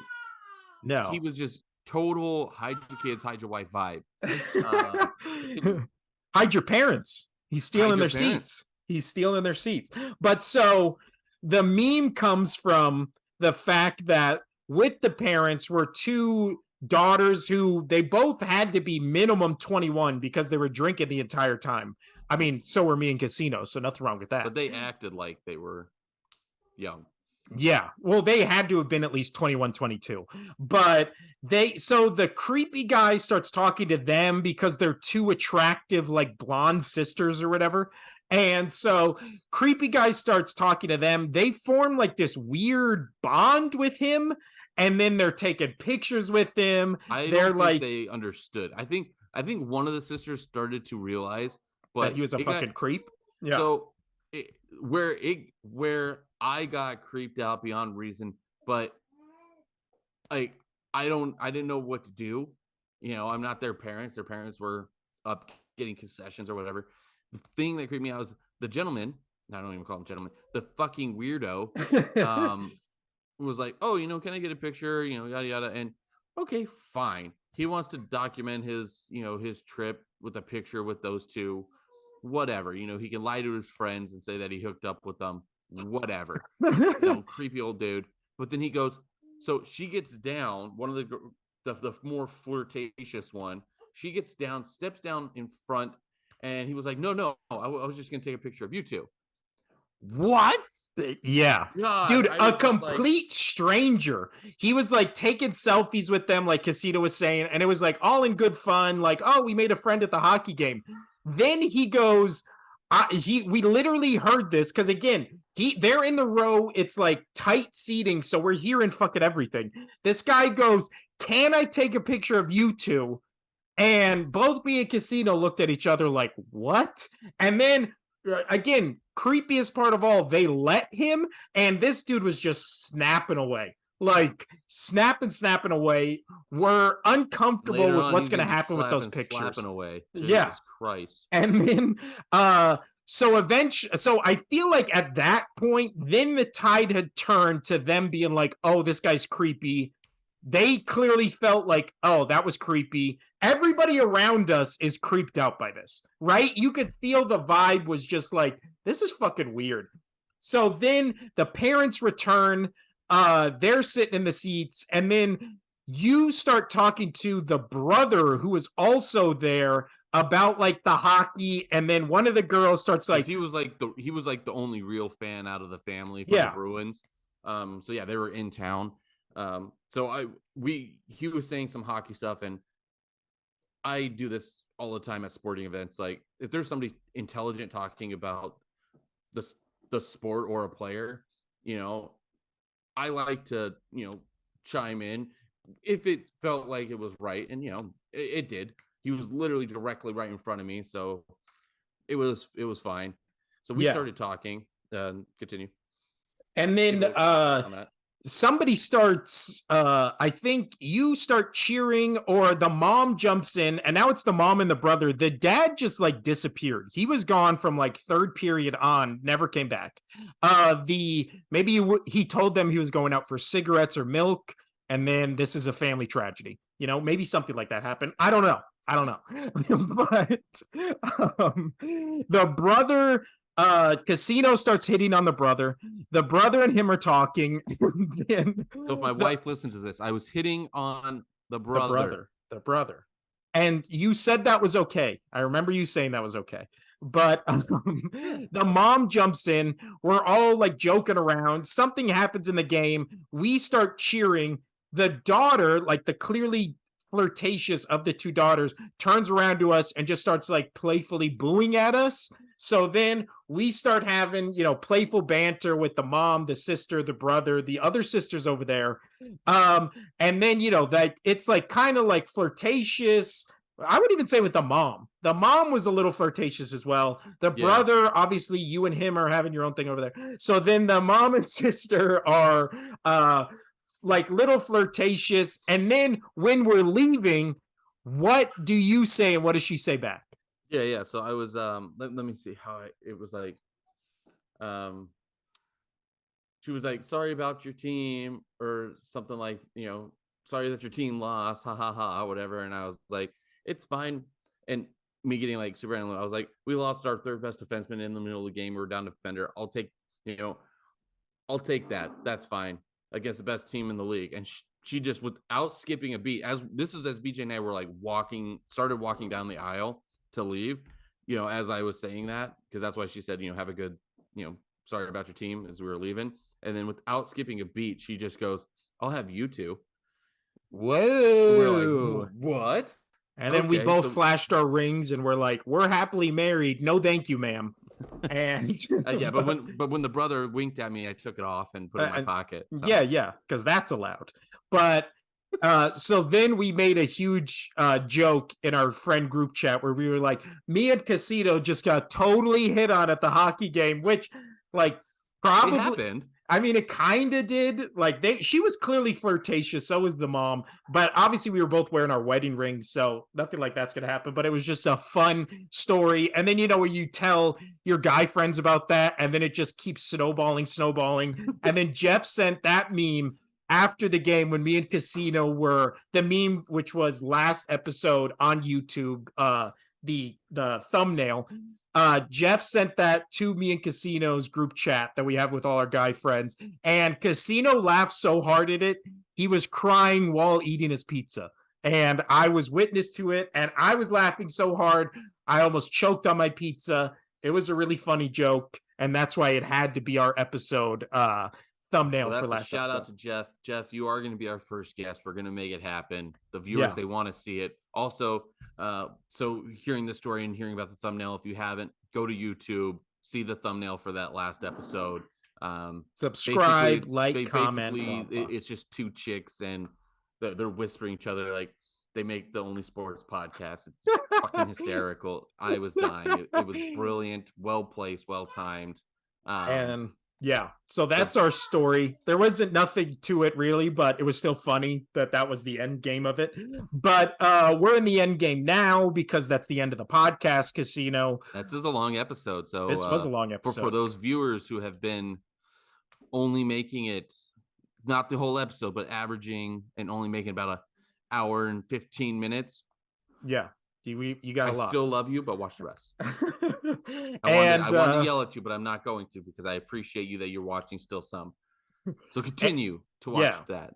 Watch on our YouTube channel, The Only Sports Podcast. Follow us or subscribe to us wherever you get your podcast on Spotify. We're on all of them. I've been Will. That's been Casino right over there. Well done. Well done. This is my child, as you saw. Yeah. My child off mic, my wife's grandma off mic. This has been a star-studded affair. And we'll see you here Monday or Tuesday for next week's episode. And you may or may not get a thumbnail of me at the game. You definitely will. And we'll get live report from Casino at the Raiders-Patriots game. So, like I did the live report last time. And you know what? I'll bring some Christmas. We'll bring some Christmas cheer to next week's episode as well. Next week, Christmas. We'll have to talk about that off mic. All right. Well, adios, Casino. Christmas and happy holidays. That's true. Hanukkah, Chanukah, the other ones. Chanukah. Right. Exactly. She's cool. I like her. We might adios. have to cut that.